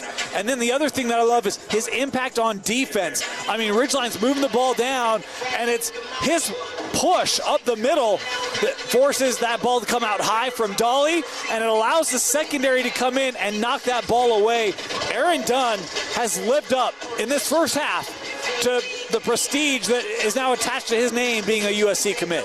Yeah, his athleticism has never been questioned. We've seen him on the basketball court for years. He's getting out on screen plays. He's just dominating, and it's fun to watch. This is the Aaron Dunn that we signed up to see. I give McKay Smith a ton of credit, too, because the pressure's still getting there. I mean, if he's not making quick decisions and getting rid of the ball fast, he's going to get sacked. I mean, it's been 7 or 8 different plays, and I can remember he's made throws with pressure in his face. He's done a phenomenal job, and that's credit to the coaching staff, the play design, that they are making these decisions easy and quick, and he's hitting on most of them right now. The offensive line has done a good enough job to give him enough time, but, man, he has been really quick with his decision-making in this one. Yeah, he's been dreaming about this moment since he was a child. He watched Ammon Olsen at Alta. He's watched Jaron Hall. He's watched these quarterbacks his dad has worked with for years and years and years, and he's like, when is it my turn? When is it my turn? When is it my turn? Hey, Smith, here you go. It's your time to shine. If you can knock off the #1 team in the state, your storybook is being written tonight. One of the things I found a little intriguing was we talk about two backs, have both had great years. White is averaging 8.5 yards a carry, Vest averaging 9.5 yards a carry. We have not seen a real dedication to the ground game. It feels like both these two offenses have felt more than comfortable saying, hey, quarterbacks, we've got 2 elite QBs. Go throw the rock around in that first half. Did that surprise you guys? No, I mean, when you've got Jacobson, Brock Jacobson on one side, you got a guy like Graham Livingston on the other, I'm not super surprised. I do think we're going to see more of an emphasis in the run game here. But really, the way that these defensive lines have played, it's been tough to run up the middle. Everything's been to the edges and to the outside. And so some of that short pass game that we've seen from Spanish Fork kind of replicates that run game a little bit because they have been those short, quick passes. But, yeah, maybe I would see maybe a little bit more emphasis on Caden Vest. He's been so dynamic. If I'm Ridgeline, I want to find a way to get Graham Livingston the ball. You got to get 11 involved. You see him when he does get the ball. He's so explosive and he's shifty. they've tried to get him the ball. Spanish has done a really good job so far of containing him, but I think that's got to be a point of emphasis for Ridgeline. Well, the nice thing is, even when he doesn't have the ball, he's bracketed. You have 2, maybe 3 guys saying, I don't want 11 to beat us. Let's get anyone else on the field. Throw it to 40, throw it to 23, throw it to your mother, I don't care. But let's just make sure that we don't have 11 on the field beating us. Crew Jones was a big talking point before this game, his impact on both sides. Jeff, you gave his stat line. We look at this first half. Spanish Fork, how are they doing? Defending and matching up with number 40. Yeah, I think it's that quick decision-making process. He's not going to have sacks and tackles in the stat sheet. He's going to have a lot of hurries. He's been in the backfield, there's no question. But they are getting rid of the ball fast, and that's the ultimate neutralizer. When you have an elite pass rush, if you get rid of the ball quick, doesn't matter. They can't get back there in a second, and that's, I think, what Spanish Fork has done a really, really good job of. Yeah, brilliant game plan, and I expect nothing less from Dustin Smith. He's calling up Kurt Warner. He's calling up Mark Purcell. He's calling up every coach in his Rolodex saying, hey, I need help. How do I stop a P5 defensive end? How do I stop a P5 receiver when I have not the same amount of talent? And I think they've come out with a game plan. Phenomenal coaching job by both staffs tonight. I'm curious to see the adjustments that the Ridgeline defense makes. Do they bring that secondary up closer? Do they play tighter at the line of scrimmage? Are they going to try to take away those short passes? That opens them up, right? Then you're susceptible for that big home run ball. But right now, it's sort of death by 1,000 paper cuts as you watch Spanish Fork move the ball down the field. If this game is tight in the fourth quarter, at some point, it feels like somebody has to take a risk. I don't know. Is that the adjustment that Ridgeline makes? Yeah, I think Ridgeline is going to find a way to get a little more pressure and force Spanish Fork to make some mistakes. Because Spanish Fork forced some mistakes. They did a great job. They didn't capitalize, but they forced some mistakes. I think we all had Ridgeline winning this game. I think most of us had Ridgeline scoring at least 40 points. They're well off that pace right now. If Spanish Fork limits them under 30, is that the number for this Spanish Fork defense for them to come out with a win? Yeah, I think so. It could be, and the closer you keep it as your Spanish Fork, the higher likelihood you have to win. But they don't have the depth, they don't have the dogs, and if you're getting guys like Aaron Dunn tired, I want to see how the conditioning plays out in the second half. Well, that's where for me, so if you're talking about a guy like Aaron Dunn, critical in that offensive line, right? And if you're trying to protect him and keep him fresh, but yet you want to keep Ridgeline off the field, so how much do you run it? Or is it, hey, we're going to utilize that passing attack so that you're not as aggressive and exerting as much energy? We're going to help you kind of be, not because pass blocking is not a passive activity, but it's not downhill blocking, right? It maybe a little more conservative in the energy side. I don't know, Jeff. Well, it's a dicey game where he's playing both ways, because if you do that pass block and you have to punt it, he's turning around, he's playing defensive line, and he's going to get tired there. I'm really interested to see what happens. You mentioned it, Dane, that it's been other guys stepping up for Spanish Fork. Christensen, we talk about that turnover, that interception. That wasn't a bad ball by Dolly. That was just a great play by Christensen, and I think that's what it's going to take, is more of these Spanish Fork guys stepping up. And this is one of those games. Spanish Fork came in. They had nothing to lose. 12-0 Ridgeline. The longer this is close, the more confident everybody on that Spanish Fork roster is going to be. And you'll see more guys like Christensen able to step up and make a play. Who's going to make the most plays in the second half? Talking with Coach Dustin Smith about an hour or so before kickoff, he said, I'll have a feel. 1-2 drives into this game, how I feel like we match up. He's got to feel really good right now because they've been able to move the football. He's had contributions from his whole team. Hasn't been dependent on one or two guys, and that's why we find ourselves tied up at a 14-ball game. Give us a key to the second half. We'll start with Moose and then Jeff. So the key to the second half, it's limit big plays if you're on defense. You've got to limit the big play, the big ball, and if you can do that and your Ridgeline, your offense can take advantage of the defense on Spanish Fork, I believe. Spanish Fork offense, keep playing clean football. Take care of the ball, keep moving the chains. You don't have to score 40 points if you're playing clean football and you're playing as well as you have been on defense. You've just got to score enough points to be ahead at the end. Just play clean football. Don't give away extra possessions, and I think Spanish will be right in this one. I've been really impressed with the Spanish Fork secondary. I feel like they've done a great job of not getting beat And while there's been a couple big plays, they've been able to recover and limit the damage done. Jeff, I like your number. They had 1 turnover in the first half. If they can find 2 more, the Dons got to be feeling really, really good of coming out of here with a big, what would be a huge upset. Ridgeline's not lost all year long. Spanish Fork, the 2 losses. Both those games, they gave up 35 or more. They're on pace to give up less than that here tonight. That'd be a good sign for the Dons. Second half, right around the corner here from Rice-Eccles Stadium. Our final game of the night in the first semi in 4A. We will head to a break and be right back. JJ and Sly on the call for the second half on KSLSports.com.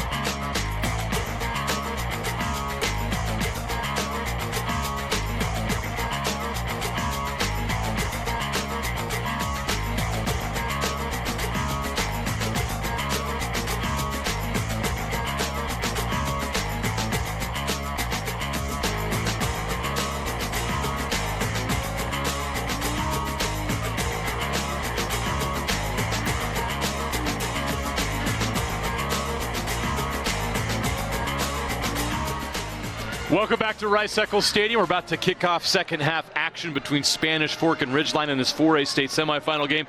Sly, it's even after a half. I think a lot of people thought Ridgeline was going to come in here and handle business against Spanish Fork, but give the Dons credit. They have fought, they've figured some stuff out, and we got a football game. Yeah, this is why everybody always says playoff football, right? It's a different energy, a different attitude, and that's what Spanish Fork has brought. They played great defense. They came up with an interception on that first possession, which is huge. Getting a turnover to flip the field and steal a possession away from Ridgeline has been a huge factor in this game, and they've just been playing solid all the way across the board, really bottling White up and keeping Dale in the pocket. This has been a terrific first half from Spanish Fork. Let's head down to the sideline. Mary Lou's Cook standing by with Ridgeline head coach Travis Cox. Thanks, guys. Coach Cox, this isn't a team that you guys had seen this season. Now having a half under your belt, what adjustments do you plan to make based off of what you've seen from Spanish Fork? You know, we kind of just got to stick with our game plan. We just got to execute a little bit better.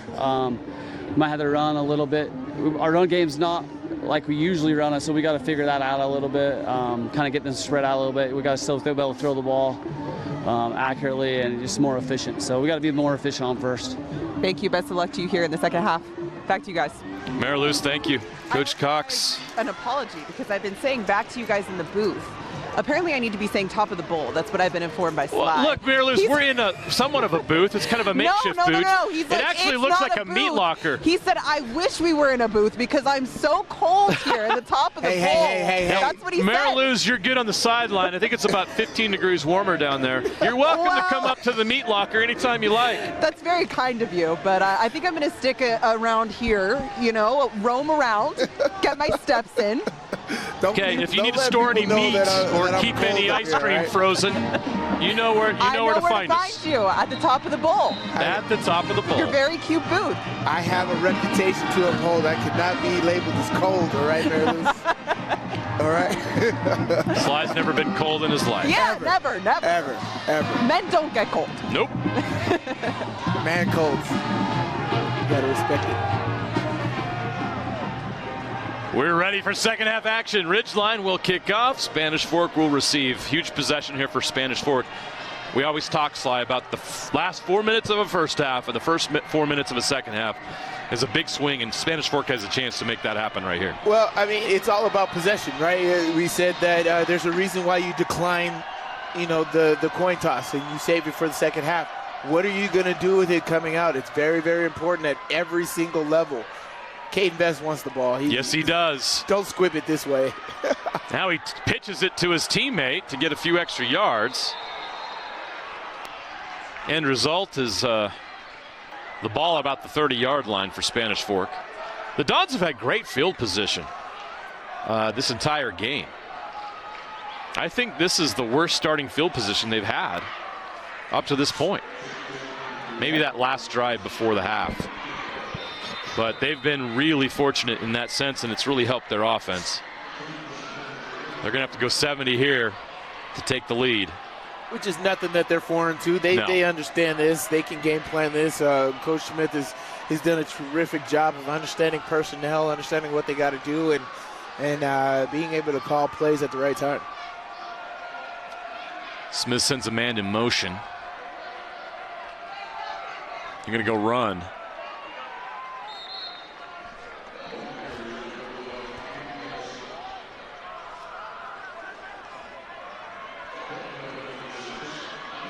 Caden Best, that's a lot of carries in the season. This guy has gotten it done. Over 260 carries on the season. And worth it. I mean, this guy's up close to 2,500 yards on the season. It's your workhorse. Smith takes a snap, rolls right. He's a lefty. What a throw against his body. All the way down to the 47-yard line. Gage Christensen with the catch. Great job. Degree of difficulty is pretty high on this rollout. Oh, yeah. We all know rolling out to your offhand side is not easy. But being able to deliver an on-time pass to somebody who's running full speed towards the sideline to your offhand is that's just something to marvel at. So great job by McKay Smith. They go to Vest again. Bounces outside, breaks a tackle or two, but he's only going to get about 2 yards.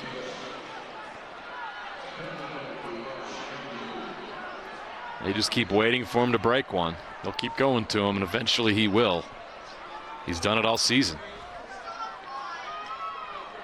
Took until the fourth quarter in the quarterfinals against Park City. But he broke a big one at the end of that to put that game on ice and send Spanish Fork to Rice-Eccles Stadium for the first time in 12 years. Smith's going to hand it off again. Vest up the middle. First down. He's at the sticks. Into Ridgeline territory. Nice first drive here for the Dons. As you said, you're going to get the ball here to start this second half. What are you going to do with it? And these guys definitely have a game plan, have a mission. They want to establish Vest here in the second half. You know, they haven't even thrown towards Brock Jacobson or given him a target here yet, but you know he's going to be a factor here in this second half. So more Vest. Breaks through the middle. Into the secondary, past the 30, down to the 27-yard line. Jeez. They'll mark him officially at the 28.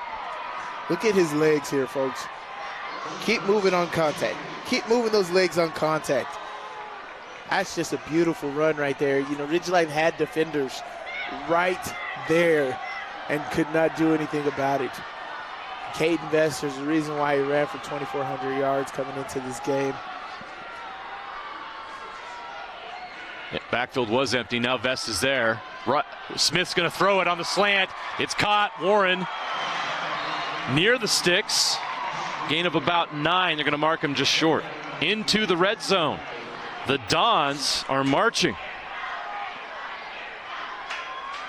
Great connection on the RPO game right there.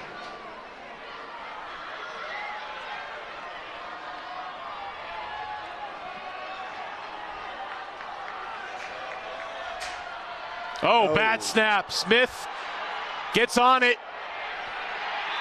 Big loss for Spanish Fork.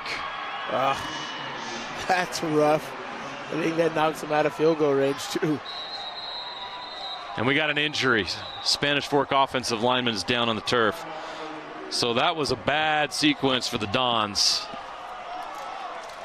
They lose almost 15 yards and they lose an offensive lineman. Yeah, one play and gets all of that. That's just very unfortunate. You know, offensive line position's hard. You get rolled up constantly on plays you don't even expect. And so this is tough.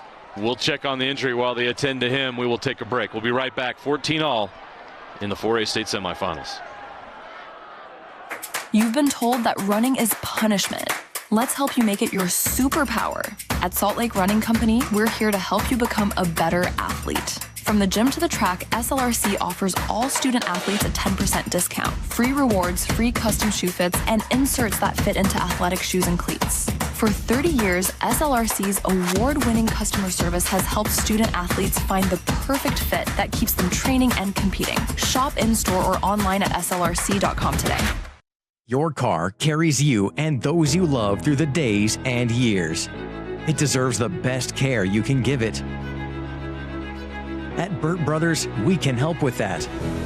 We've been doing it better than anyone else since 1991, and we'll keep doing it to get you through all the important moments on life's roads.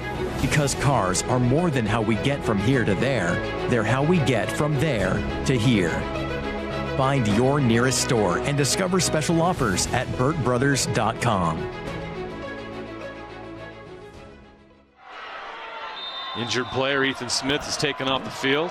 Hopefully get back out there. 8:43 to play in the third quarter. This 4A semifinal. 3rd and 14 for Spanish Fork. Smith unloads into the end zone. Picked off. Basically a punt. They're going to mark it at the 1-yard line. Even better than a punt. That actually benefits Spanish Fork. Graham Livingston with the interception. He thinks he had a touchback. The officials are having a discussion. They're saying his forward progress is inbounds. Oh my gosh. He intercepted it at the 1, and then the contact carried him into the end zone. Let's see here. Very hard rolling out to your right. Yep, that's the correct call. Oh, that's like the half-yard line. Basically turns into a nice punt. You're going to pin you're going to pin Ridgeline inside their 1-yard line. 1st and 10, Riverhawks. They're going to go White. He gets out of the end zone and gets a couple. So avoids danger there. First contact was made in the end zone, so it was a little sketchy for Ridgeline initially. But he gets some breathing room. Out to the 3.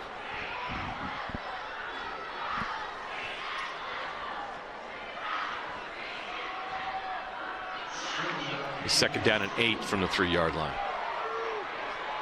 Ridgeline trying to spread out that Spanish Fork defense. Trips to the right. Dowley's going to run it. Dowley's wrapped up at the 4.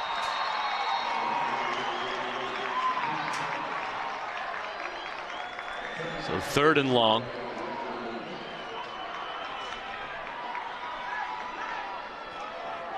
So Spanish Fork couldn't get points on that opening drive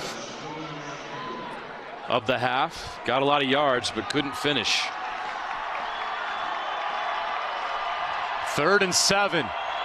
Big play here for the Spanish Fork defense. They would love to get Ridgeline's offense off the field, showing pressure. Dally, incomplete, no flags. Ridgeline will have to punt.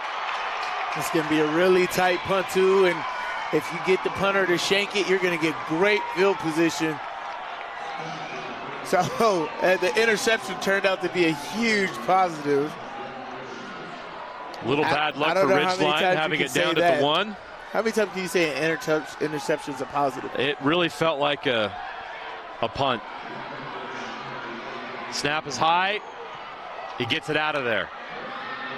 It's going to take a bounce, and it's fielded at the 40. Jacobson comes up and gets it, and Spanish Fork is basically right back where they started on that last possession with a new set of downs. 7:06 left to play. 7:05 officially.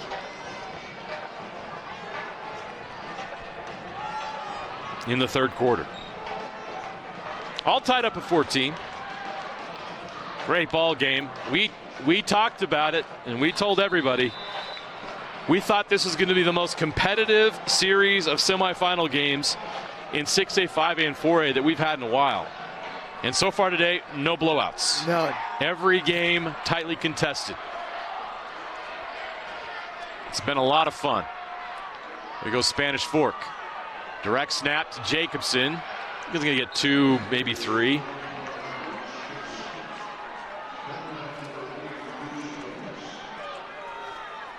Great job. They take their time here. That's the thing with Spanish Fork, is they want to limit Ridgeline possessions. Yeah, they're such a dynamic offense.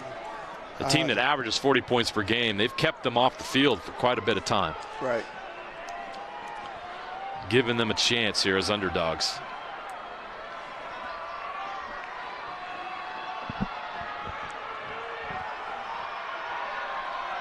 Second and 8.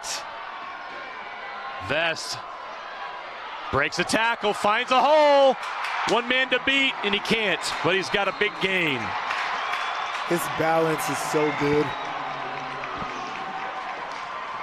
Watch Caden Vest balance on contact. Well, balance in there is stumble, but on contact right here, he keeps his feet right after. He can get through a hole quickly. He identifies the space, and he gets there quick. Yeah, it's just a terrific job. See how quick he accelerated through the hole. The stop and go is pretty tremendous. 6:16 to play. 3rd quarter. Spanish Fork at the Ridgeline 22-yard line, 1st and 10. Going to go back to Vest up the middle. Nothing there. Ball's loose. It's on the turf. I can't tell if it was fumbled or not. They're going to let it go. I didn't hear a whistle. Yeah. Spanish Fork comes up with it. Are the officials going to mark it where it was recovered? I can't tell what. They are.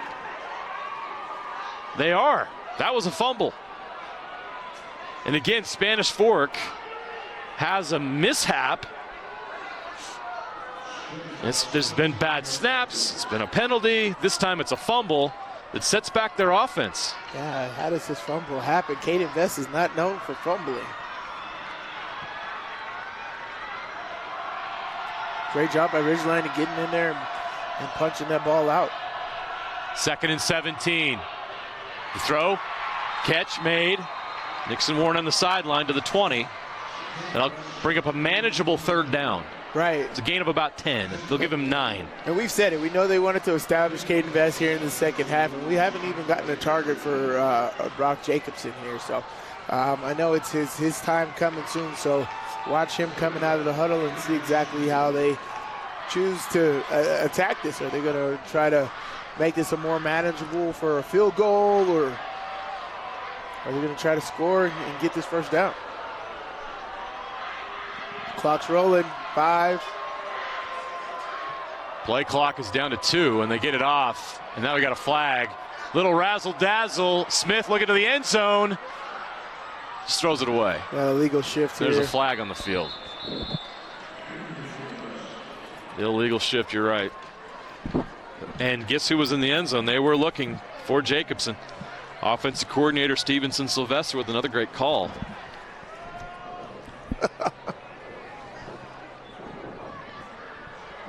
It's more of just what I would do.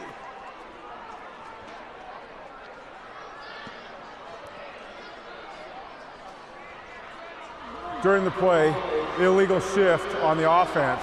That penalty is declined. 4th down. All right, 4th down and 8. What do you do, Sly, if you're Spanish Fork? Kick the field goal. You know this is a tight game. Your defense is actually playing really well. Kick the field goal here. You kick the field goal, go up by 3, and then play the field position game for the rest of the game. This way you know you have an advantage somewhere. If they score, then it's this. It would have been a 37-yard attempt. They opt to go for it. Yeah. 4th and 8 from the 20. McKay Smith in the pocket. Throws. Incomplete. Not even close. And Ridgeline gets the stop. They'll take over at the 20-yard line. It's always a risk. You know, if you miss the field goal, their opponent gets the ball at the 20 anyway. But I would have kicked the field goal there. In the game of stealing possessions and having as much opportunity as possible, I kick the field goal there. Rely on my defense to hold tight and give me another possession, because they've done a terrific job of shutting Ridgeline down. White on the carry. They go to JT White on 1st down. Gets 3 or 4. So Spanish Fork, 2 chances here in the 3rd quarter, and they can't punch it in. Ridgeline is held strong, an interception and a turnover on downs. We'll see how we look back on those 2 possessions at the end of this one. Right. Ridgeline's offense hasn't had much opportunity. Dally off the hands of the receiver. Hunter Knighton. This will be 3rd down and 7.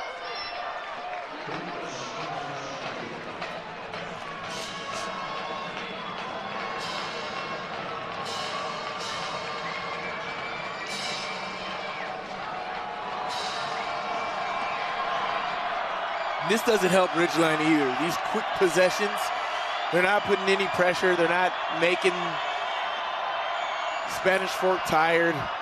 Dally's flushed, throws it up, it's caught, it's 1st down. How do you lose track of that guy? Graham Livingston. That is the question. You know where it's going. Yeah, he is a beast. But it's hard to cover a guy like that all over the field. He got screened off in the middle. Yeah. The defender got screened off in the middle. Yeah, by his own I think it was man. Jacobson that he got screened off by a linebacker. You'll see it. Maybe you won't see it here. Yeah, it's like a internal rub route. Yep, and he got loose. Multiple crossing routes and a delayed cross by Livingston. But what's interesting is you got to watch Dale right there. He pauses in the pocket, but he knows to roll out to his right because that's where Graham Livingston is. Dally throws it out in the flat to JT White. White trying to make a move, but he does not make it back to the line of scrimmage. Great job by the Spanish Fork defense to get the stop in the backfield. That's a tackle for loss of 1 yard.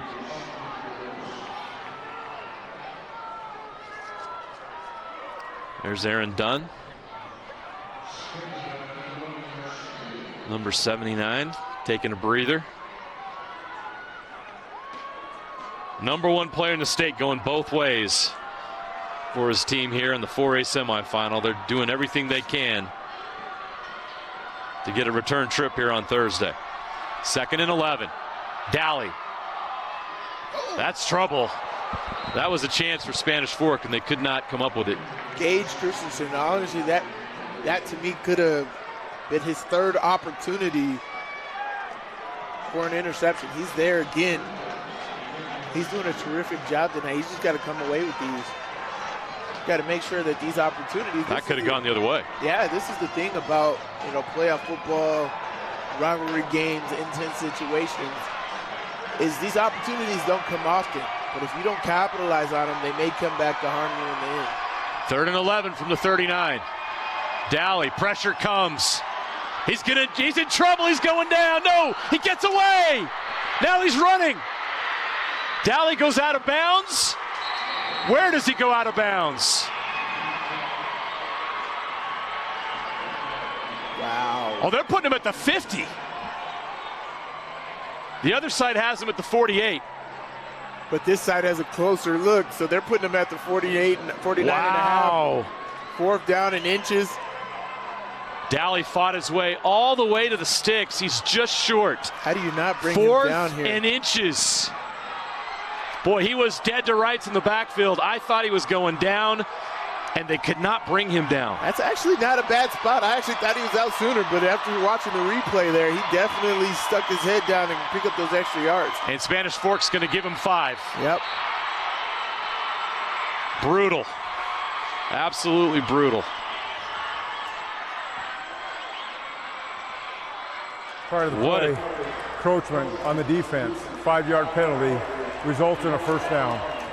What a change. You have him dead to rights in the backfield for a big loss on 3rd and long. And then you give him the offside 5 yards on 4th and 1 at midfield. And Ridgeline's got a new set of downs at the Spanish Fork 46. Rough sequence for the Dons. White up the middle. They get a stop there. He gets about 2 yards. We'll see how the Dons respond to that. That's got to be frustrating on that Spanish Fork sideline.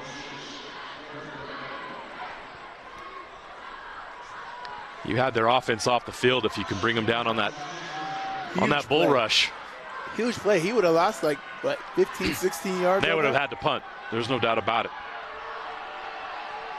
Now they're still alive. 2nd and 6. White got 4 yards on that carry. They're going to go back to White again. White up the middle, into the secondary, inside the 30-yard line, down to the 29.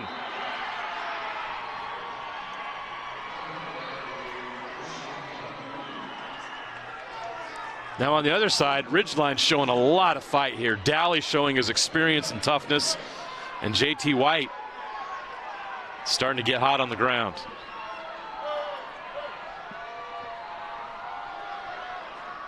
Coming up on 2 minutes left to play in the 3rd quarter. Tied at 14, 1st and 10 from the 29 for Ridgeline. White again. Fights his way to the 25.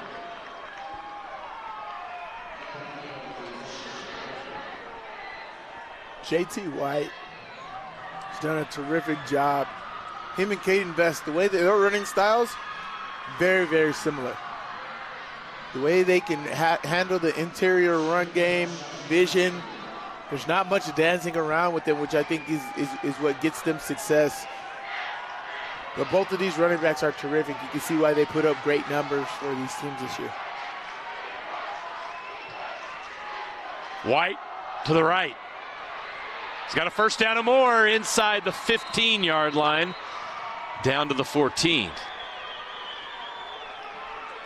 Boy, for the Dons seem deflated.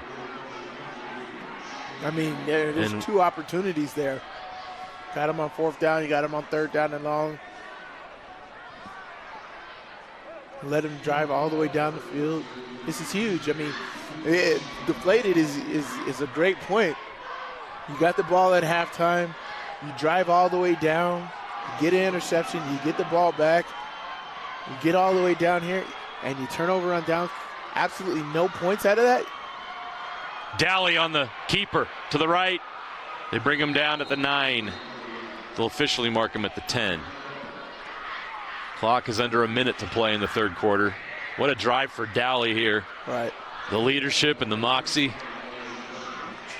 That run to escape the sack and then get just inches short of the sticks was just phenomenal. It's the play of the game so far. Kept this drive alive. His rushing touchdown was great, but that escape That never die attitude is keeping Ridgeline in this. 2nd down and 6. Could be the last play of the quarter. White up the middle. Short of the sticks. They'll mark him at the 7. And that will probably be the last play of the 3rd quarter. So an interesting 3rd and 3 coming up here when we return back to the action. For the 4th quarter. All tied up at 14. Spanish Fork and Ridgeline, the winner, will play for the 4A state championship next Thursday. We'll show you who wins coming up shortly. But first, let's go down to Mary Lou's Cook, who once again has found herself in the middle of craziness. Once again, not with the theme. So black theme here for Spanish Fork. I'm joined by Justin, who's got a full-blown robe, which I have to say is very smart for this weather. And he's the leader of the student section, is what I'm being told, a senior here. What do you think makes this student section so special? I like our student section just because we're a 4A school, so we're not very strong in numbers. Obviously, we have 6A and 5A schools that have much more people that come to games. But I still like how our student section can match the amount of people that 5A and 6A schools have, just because we have a lot of school spirit, and our student body and our admin like to emphasize school spirit as much as possible. Well, we see there's a big group of you here to support today. You were telling me a little bit about why that is. How many buses was it that traveled over from Spanish Fork today? And what could you say the vibe was heading over to Rice-Eccles? So we took 4 student buses today. So we had 3 full of students, and then we had another bus for our cheer and our drill. Each bus was very hype. We were all playing music, all playing hype music to get everyone as loud as possible, and that translates to the loud student section we have today. Definitely a loud student section. Vibes are high here. Thank you for your time. Of course. Thank you. Back to you guys in the top of the bowl. Thanks, Mary Lou's. JT White fighting for the first down. He didn't get it. He's stopped short at the 6. It's going to be 4th down. What does Ridgeline do? Kick a field goal or go for it? You take the 3 to take the points? Here's the thing. I kick the field goal here because you're going to get another possession, right? It's inevitable. The 4th quarter just started. You are going to get another possession, but you need to get some kind of points because the way this game is gone, you don't know what you're going to get here. Tight formation. Are they just going to try to sneak it? Timeout. Ridgeline's going to call timeout. Yeah. I guess they didn't like the play. They ran out of time, to be honest. Play clock was down to 5, and I'm not sure what they had lined up there. So they're going to take a timeout. And we talk about saving those timeouts in the second half, but Sly, in that instance, I think that's probably okay with how important this play is right here. Oh, for sure. You take a timeout and get this right. If you're going to go for it, for sure.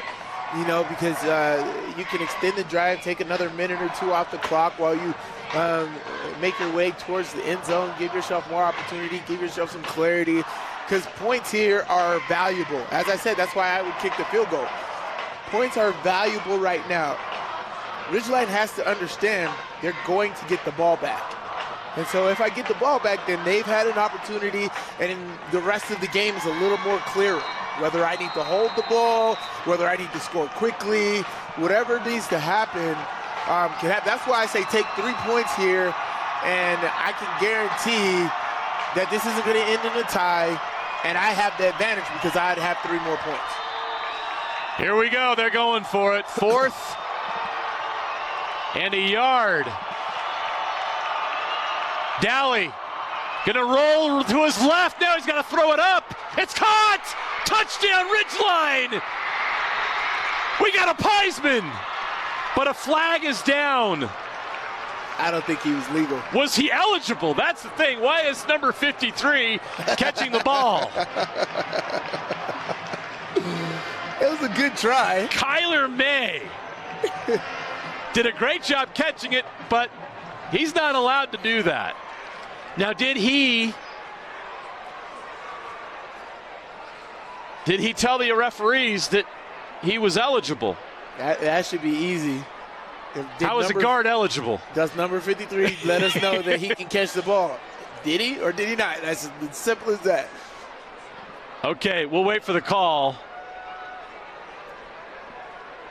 illegal touching. Illegal touching on the offense. It's a 5-yard penalty. Replay, 4th down. Okay, so Ridgeline maintains possession. Dally, the play was, Spanish Fork did a great job. Great catch. They snuffed out the play. They read it right. Dally with play action. Tried to do the same thing he did on the first touchdown he scored. It wasn't there. He just threw it up for grabs. And his guard caught it. And went into the end zone. The only problem is he's not eligible as a receiver. I mean, here's the thing. You're looking at Dally. It's like he found the open receiver. There was somebody open. You can see his vision is there. It's like, oh, look, blue shirt open. Dick the dunked it. But, yeah, that was great. Kyler May was kind of wondering in no man's land there, and then turns around and ball's in the air. But great catch by him. Okay, Beck Huntsman comes in. Or is that... No, that's Aaron Young. Sorry, Aaron Young's their kicker. Aaron Young, number 81. The senior. Wait, now, is it a loss of down? Yeah, it might be a loss of down. That's what I was wondering. Is that a play that's a loss of down? It's a loss of down penalty, so they're not going to get a kick. Yeah, and I believe that was Dustin Smith, making sure the refs understood that. That you're telling me they get a whole nother play after they made the mistake? That should not be, and that's correct. It's like an intentional grounding. That's a loss of down penalty. That is a loss of down. You don't get rewarded to get yourself another opportunity. But again, that's why I kicked the field goal. I kicked the field goal in that situation. You get in a game where you're tight, you're in the same type of vibe as that team. The Dons defense gets the stop. They take over on downs at their own 8. They go to vest as they usually do. We're down to 11 minutes left in this 4A semifinal. What a game this has been. We have not had a moment to catch your breath all day long. 3 barn burners today. This one's even closer than the first 2. No points scored here in the second half. Spanish Fork with the ball, 2nd and 8 at their own 10. Vest cuts it up. Gets out to the 16-yard line. So a very manageable 3rd down coming up. That offensive line is doing some work. Yeah, they are. That was a nice hole. Yeah, they are. But I think they want to go back to that. Boy, how would you like to see Aaron Dunn coming across on a pull from the other side? No, thank you. It's not my favorite. Now that kid on the other side knows why he's a 4-star. 3rd and 2. That's a flag. It's offsides. Give him a free 1st down. Coachman, number 40 on the defense. 5-yard penalty. Drew Jones got caught there. Had to watch the football. These teams are tired. There's a little bit of nerves going on. Slide close games. You can start to feel players get a tendency to get outside of themselves, wanting to make a play so bad that sometimes those things happen. Yeah. You're pressing a little bit, trying to make a play to get that win. 1st and 10, Spanish Fork from the 21. Screen and go. Smith, not there. He's going to cut it up. He gets a yard or 2. Makes something out of nothing. The pass play they wanted there wasn't there.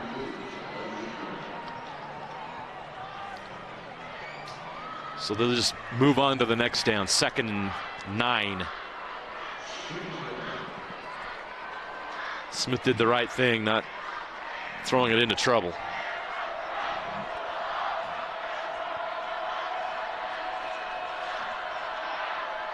Coming up on 9 minutes to play in the game. 2nd and 10 from the 21. Smith in the pocket, steps up and throws too much, too high.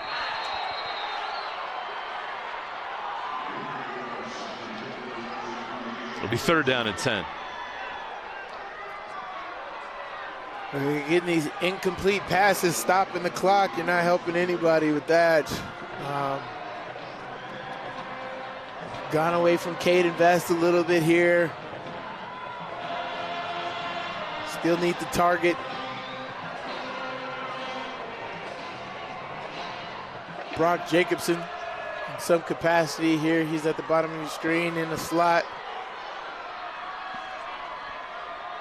Look for your playmakers here. 3rd and 9 from the 21. Smith steps up in the pocket, over the middle, short.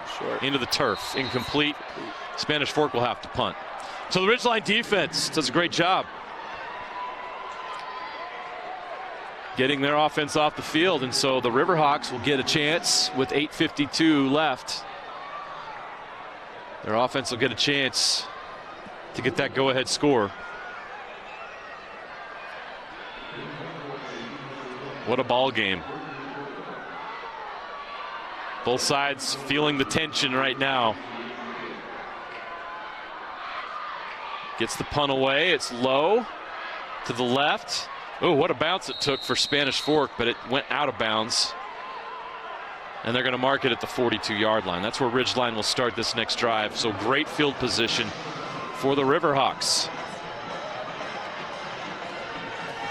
Okay, so now Spanish Fork has had 2 opportunities down here.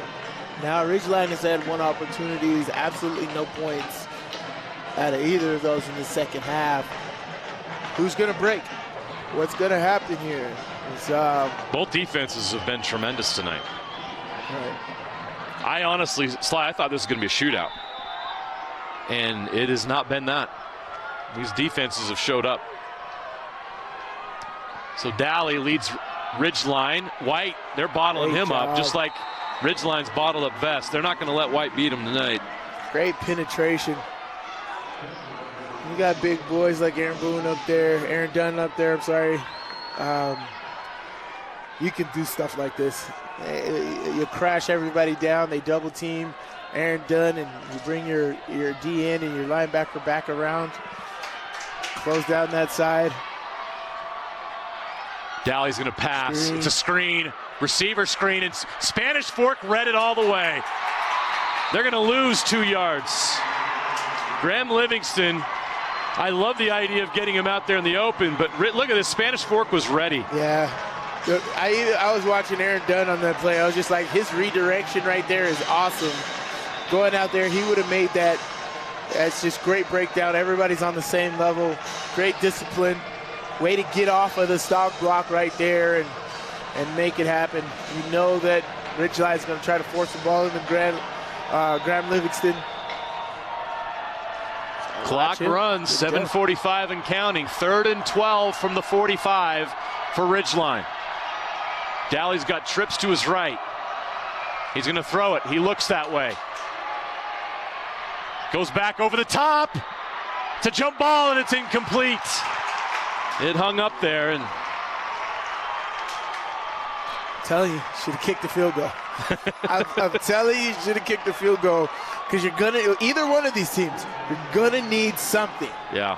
Right? Yeah, you're down there going for it on 4th down. It's a very evenly matched squad. Kick the field goal, get your 3 points, and then play the back and forth with the lead.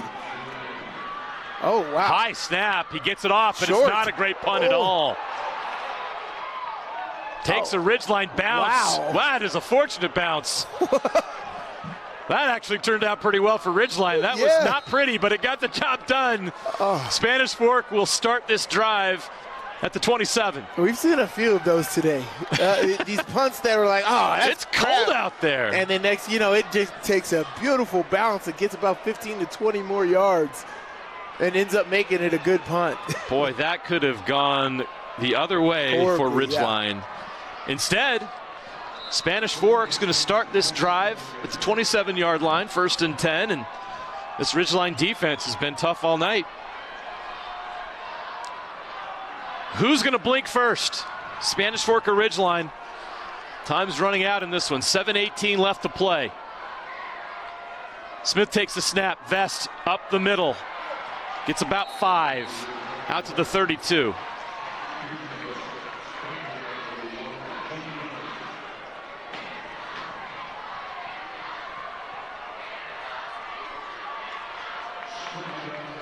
We're under 7 minutes to play.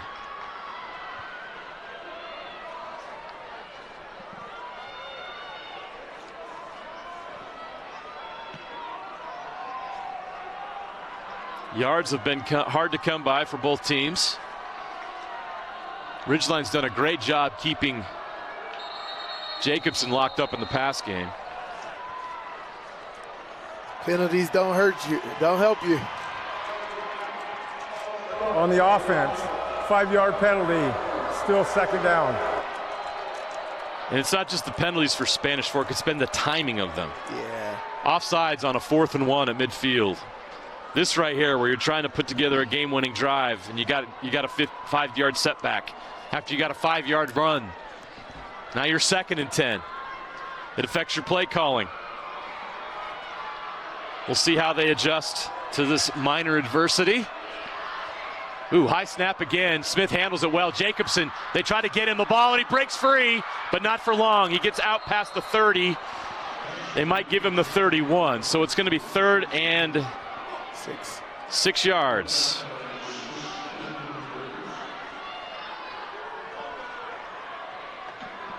You see what Jacobson can do. We talked about it, Sly, like last week against Park City, another defense that did a great job. Right. You're waiting for Vest and Jacobson to break one. And it wasn't until the 4th quarter of that game that they both did, and that was the difference in that game. Right. Are either of those two due here with 5:48 and counting? Smith hands it off. The cutback, it's short of the line to gain. These are really quick possessions. It's now 4th down and 3. Really, really quick possession. Got a punt here. And I'm with you. I think that Jacobson's due.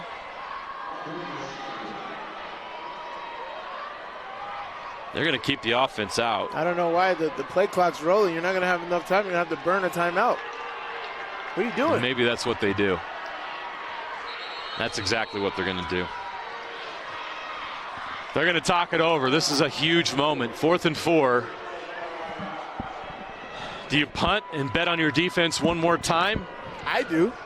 There's enough time for you to get the ball back. Yeah. If you punt, again, we're playing a field position game, but you got to get a good punt. Some of these punts are not worth it. But if you get a good punt, flip the field, get it down there inside their 20, your defense does the job. You get the ball back. They punt again, you at least have 55, 60 yards, and that's the rest of the game. You're going to have the last opportunity if you're Spanish Fork. So I punted here. Try to get a good punt. Say punter. Get all your stuff together, okay? We need you, right? Punt the football. Play good defense. Get the ball back. You'll have the ball last, which you always want to have the ball last. They decide to punt. I think it's the right call. 5:05 left to play. Ridgeline's offense will get the ball back if they field this cleanly. The Dons will punt. Good snap. They get it off. That's a nice punt. Nice. It's going to take a bounce. And Livingston's not going to field it. Inside your 20. This worked out beautifully for Spanish Fork. The Dons down it at the 18-yard line. Ridgeline.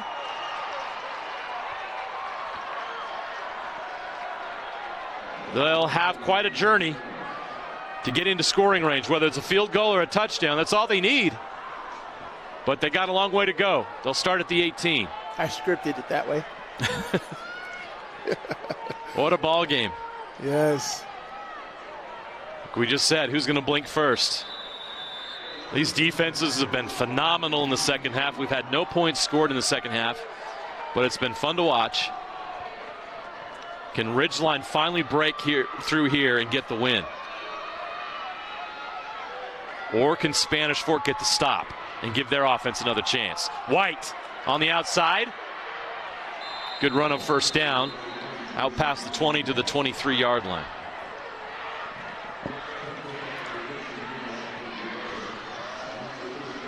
Nice run there, Ridgeline. You're not in a rush. Make the right call. This should be your best drive. This will be your best drive. Put your best plays together and make this happen. With your Graham Livingston, don't do the bubble screens. Everybody knows that's coming. But if you got combination routes, switch routes, the ISO moves for Graham Livingston, this is where you do it. Wow. Dowley's in trouble. He throws it late. What's the call there? They're going to let him. He was outside the pocket. Flag. That was supposed to be a running play. Is illegal people downfield? Nothing like that? They're fortunate. Or are they going to call the sack? You got guys downfield. They're going to call an incomplete pass. All right. They avoided the penalty. All right. They avoided the penalty. So Dowley saves them some yards. Yes, he does. 3rd and 4. That's huge. From the 24. I'm blitzing the B gap here. Coach Cox is going to call a timeout. That's their second of the half. And he's got to punt the ball if they got 4th down, because the last thing you want to do is get 4th down that you're going for it. Yeah. And give them an easy field goal attempt. Because all they're going to do is run it with Caden Vest and center the ball up and try to send this home. So, what a game. Right. 3rd and 4 when we come out of the timeout from the 24. A lot of people that follow 4A football thought Ridgeline was going to win comfortably in this game, and that has not been the case. Spanish Fork came to play. Spanish Fork has plenty of talent, and we're seeing 2 outstanding football teams and programs battle it out here on the turf of Rice-Eccles Stadium. This has been phenomenal. Big play here, 3rd and 4. Can Spanish Fork get the stop, or does Ridgeline keep the drive alive? Dowley's got trips to his right, takes the snap. We've got a flag. Dowley in trouble, gets rid of it, caught. Short of the sticks. Let's see what the call is. Is it offsides or is it illegal formation? The play is short of the sticks. Let's see what illegal the call formation. is. Illegal formation, decline to call 4th down.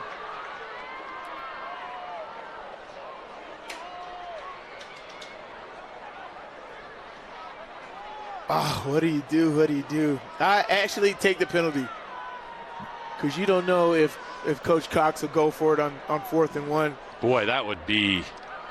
But if now you're playing chess with the other head coach. Yeah, that's what this is. Is it going to be 3rd and 9 or 4th and 1? Ooh. Illegal formation. 5 men in the backfield on the offense. That penalty be declined. All right, roll the dice. 4th down. What is Coach Cox going to do? He's going to go for it?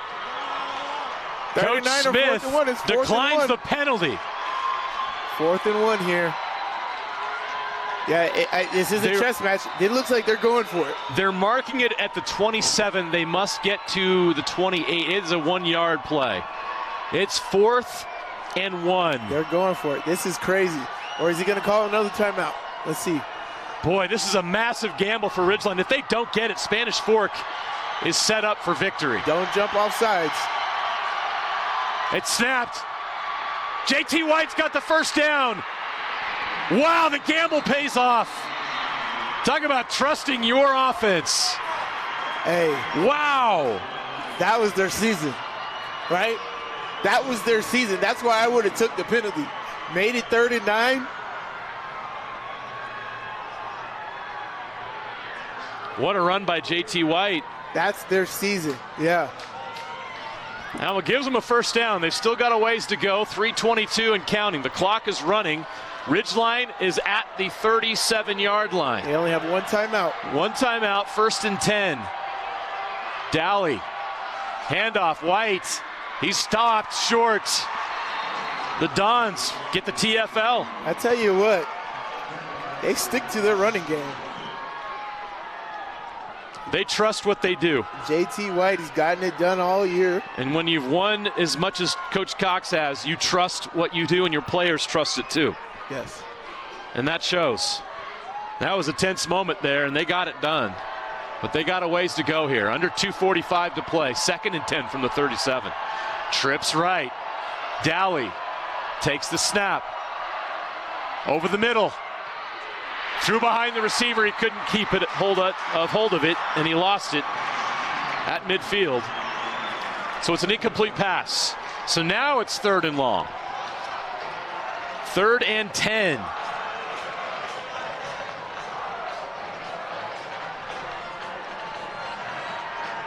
Clock stopped at 2:31.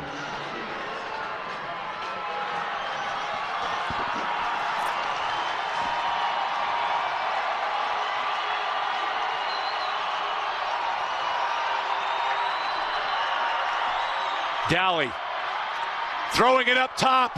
Play bread basket. Incomplete. No flags.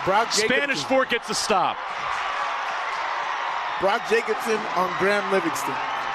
Mano y mano. Oh, man. How about that matchup? That's what you want at the end of the game. And now it's about the flip. Now Graham is going to have to be guarding Brock Jacobson. Let's see if they can get a good return here. Ridgeline gets rid of it. Line drive punt, and it's going to roll down to the 29, almost the same as the last punt. So the Dons get the stop. Now it's their turn. 2 timeouts. 2:15 to play. All tied up at 14. Could we have a second overtime of the day? It's looking like it, right? We'll see what Spanish Fork can do. Plenty of time here with 2 timeouts. They have explosive players. Vest and Jacobson can break one off at any moment. McKay Smith can throw the long ball. But that Ridgeline defense has been unbelievable this season. They give up just 10 points per game. Trying to give up Nixon Warren as well. Smith in the pocket, throws. Outside caught, Nixon Warren out of bounds. Short of the 45-yard line. They'll mark him at the 43.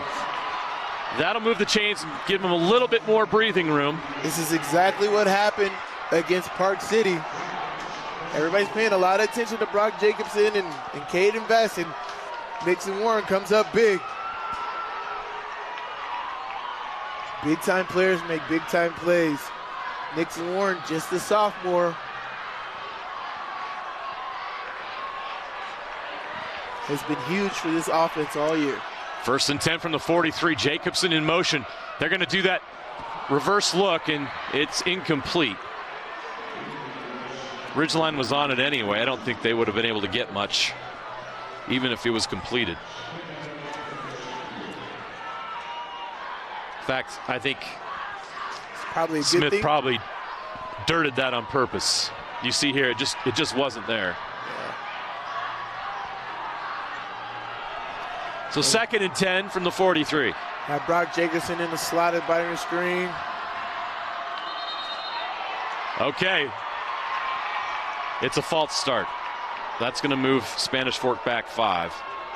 The snap, false start on the offense, number 55. 5-yard penalty, still 2nd down. Cannot afford to go backwards. This has been a problem all night for Spanish Fork. Right. They've had these false starts in the middle of the field during drives that have been absolute drive killers. And this is the drive. This is your chance to go win the game. 2:06 left to play in the state semifinals. And now they're looking at 2nd and 15 from the 38. Smith takes the snap. In the pocket, steps up. He's going to throw it. Outside, incomplete.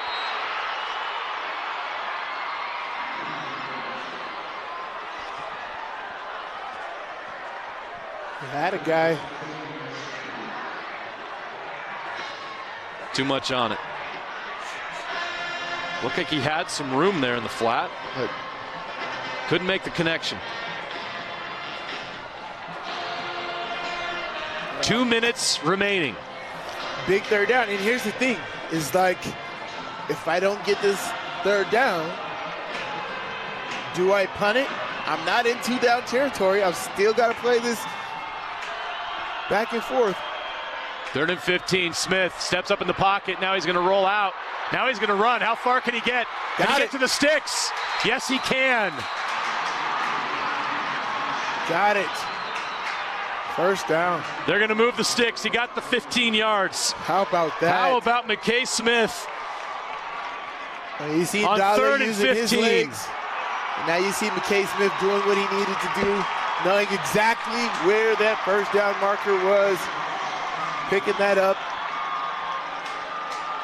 Making that happen. Great Jacobson job. gave him just enough of a block to get to the sticks. Jacobson's an excellent blocker. Extremely good blocker. He stops the clock by going out of bounds. 1:51 left. Tie ball game. Direct snap to Jacobson up the middle. Ooh.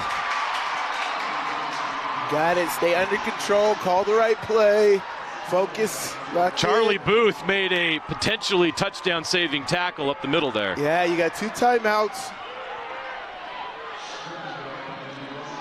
Don't get too casual. Still get in there with some effort. You don't know if you're going to get into the end zone. Save as much time as you can. Right there is Booth coming across. Jacobson in the open field is scary for an opponent. This better be a shot at the end zone. Okay, 2nd and 1 from the 38. They're going to go Vest. Trying to get outside, and he does. Inside the 30.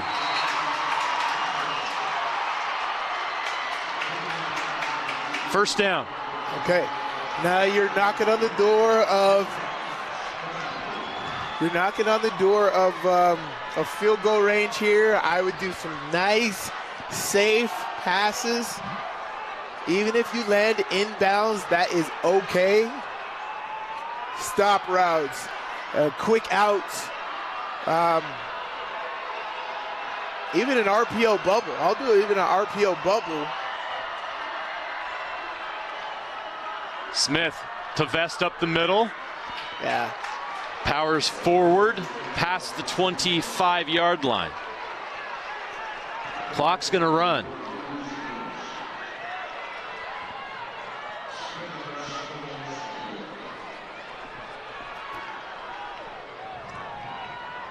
Oh, the tension in here. Nobody knows what to do. They're paralyzed. Feel it, right? 2nd and 7 from the 25. Smith, Vest on the run. Vest in the hole. Vest to the outside. Caden Vest. Inside the 10. Down to the 9. It's a first down. And we have a timeout. Spanish Fort calls a timeout to stop the clock. Caden Vest. Now, he didn't break the big one we've been talking about, but that's as big as it is in this moment to get the first down and put him inside the 10-yard line. Dustin Smith, Coach Smith, pleading for a timeout, which, you know, the clock stops to move the chain, so he had enough time. But now that's a great timeout. You reel your team in, have them realize what the situation is right here. We got 29 seconds. We got 9 yards to go. This is what we're gonna do. We're gonna take a couple shots at the end zone. We're gonna do a run here, and then once we do the run, so here, this is what I do. You got a new set it down. I take 2 shots at the end zone, 1st and 2nd down, and then at 3rd down I do a run to center it up, take my last timeout, kick the field goal, win the game.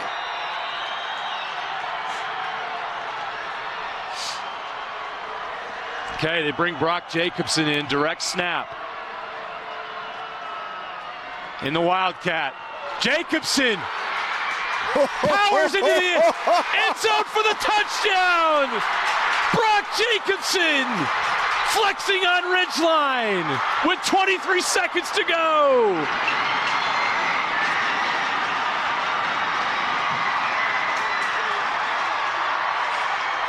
That's tough. What a drive. That's tough. He said, ain't no going out of bounds here, buddy. I'm going right over the top. That's tough. Oh my goodness, that's tough.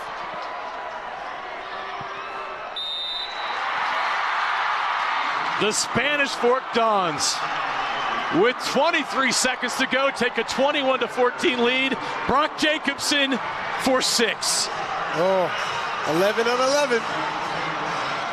11 meets 11.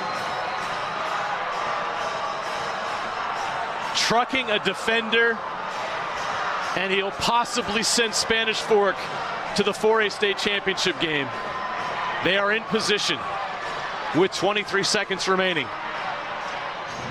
That's determination right there. Whew. That's a senior understanding the moment.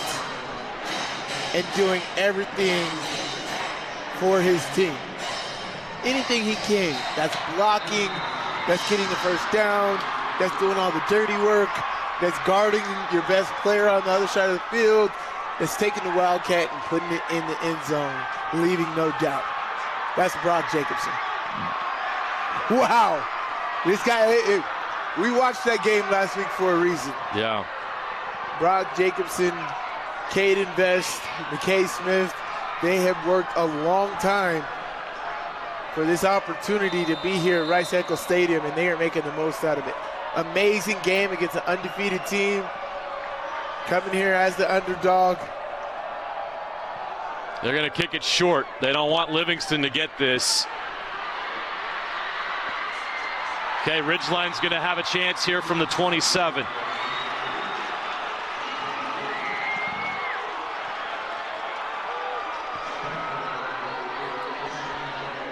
Does Ridgeline have a miracle in him?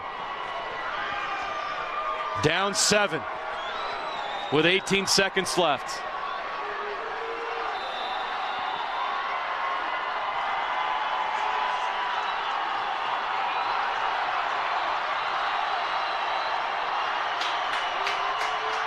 Dowley over the middle, incomplete. 14 seconds remaining. Ridgeline has 1 timeout left. So Sly maybe 1 play here to try to get to midfield, call timeout, and then just set up the Hail Mary. Does Dowley have a Hail Mary on? Here's the thing, I've been planning a couple different things with ideas on how to exactly handle a Hail Mary. Everybody thinks it needs to be in the end zone. I don't think it does. Bad snap. Dowley is going down at the 5. Timeout, timeout, timeout. Ridgeline calls timeout. Now they're in big trouble. Another botch snap. Oh. Caden Vest with the sack. How about your guys that do everything? Both sides of the football. That's what you love about 4A football. Is you got guys who never get off the field. Oh my gosh, that's tough. Now you gotta have some Ridgeline City Miracle built in here. I think all that's left to do here for Ridgeline is a little pitchy woo-woo. I don't think you have any other choice. Maybe a hook and ladder. Pitchy woo-woo. Well, you're gonna have defenders set up all across the field. Deep, middle, short, kind of looking like a soccer defense. How do you navigate through all of that? You have 95 yards to go. How well did Spanish Fork practice situational football? How well did Ridgeline practice situational football? You basically got 3rd down and 95. Dowley throws, caught by Livingston. He's going to pitch it back. White's going to throw it back. Dowley now has it. What is he going to do? He's going to throw it backwards to Livingston. Now Livingston's going to take a shot. Livingston's in the open field. He throws it back. White's got it. He keeps it alive. Now it's going the wrong direction. Spanish Fork jumps on it. The game is over. The Spanish Fork Dons pull off the upset. They stun number 1 Ridgeline, undefeated Ridgeline. The Dons are going to the 4A state championship game.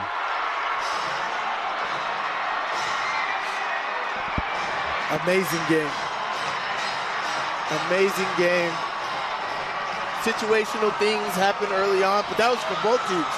It was very equal. They both went for it on 4th downs when they should have took points here and there.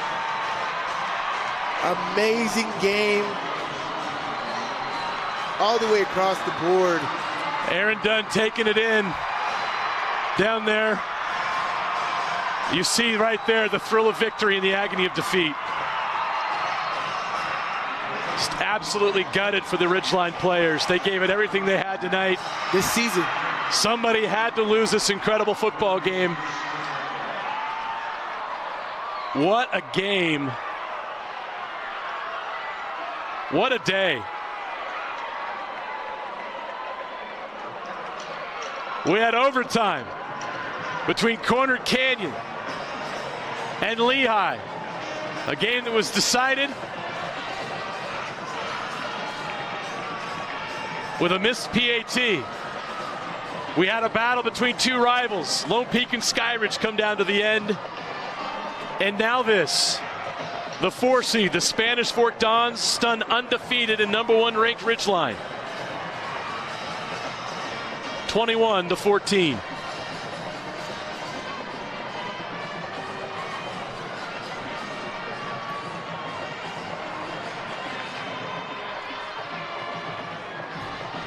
So many emotions that go here.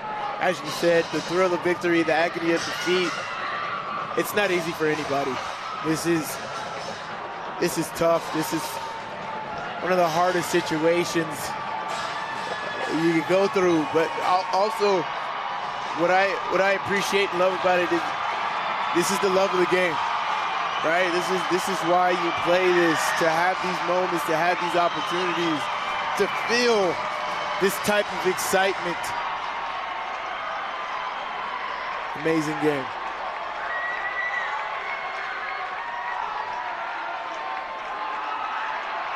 You see Coach Smith down there on the Spanish Fork sideline, letting it all out. You have to be so stoic as a coach, but when you have these moments, when you pull off something that means this much to your community, you got to let it all out. Oh, for sure. This is one of those moments for them. As you said, they haven't been in this position. They've worked so hard. We talked about it last week. There's something different when you watch this team. I was like, you guys look like you guys put in extra work. More than what just happened in a training camp and regular season. You guys look like you've done a lot more. We've got Mariluz Cook at midfield with Brock Jacobson. Brock, this was the first team to hand Ridgeline a loss this season. What is the feeling for you? It just feels great because we knew we were that number one team, but we kind of had a bad game. Came back, kept on working, got in the weight room, got in the film room, and just kept on working. Yep. When you take a look at just the feeling of coming in, maybe as the underdog, that's how a lot of people, of course, viewed this team. Was that something that gave you extra fuel heading into this one? Yeah, Spanish Fork hasn't been to Rice-Eccles in 12 years, so we have that chip on our shoulder that, like, we got to have the extra run, the extra block to get us there because we're that underdog team. We don't have as many, like, numbers and stuff, but we got passion. I'm going to need you to walk me through that final touchdown. What was going through your mind? Supposed to be up the middle, but I bounced it and I said, I got to get in. So I just said, man, I worked too hard not to score right here, and I just made it in. And it worked out. I want to ask you about one of your teammates, Caden Vest. What was his impact on tonight's game? Man, he just runs like $7 million bull rider. He just don't stop. Can't stop, won't stop, he don't stop because he just keep on going. What is it about this Spanish Fork team that makes it so special? You talk about how long it's been since you guys have been to Rice-Eccles. What makes you guys special? Yeah, this senior class, Dustin Smith was our coach in 4th grade, and we won back-to-back championships. So we had that winning mentality, and so this last offseason we really put in that work and got that competitive edge just to come and kill the people. Not like literally, but like have that killer mentality. Not literally. We don't want to kill anybody literally, but congratulations on metaphorically killing an undefeated team, being the first ones to hand them a loss. Go celebrate with your team. They're having a great time over there. Alrighty, thank you. All right, that was Brock. Back to you guys. Thanks, Mariluz. Apparently Brock Jacobson is wanted for murder. It seems that way. Wow. There's you see Ridgeline. What a great season. Congratulations to Ridgeline on a great season. But they come up short here in the semifinals. The Spanish Fork Dons find a way. And we can see them down there right now. Our camera's in the middle of it. 21-14.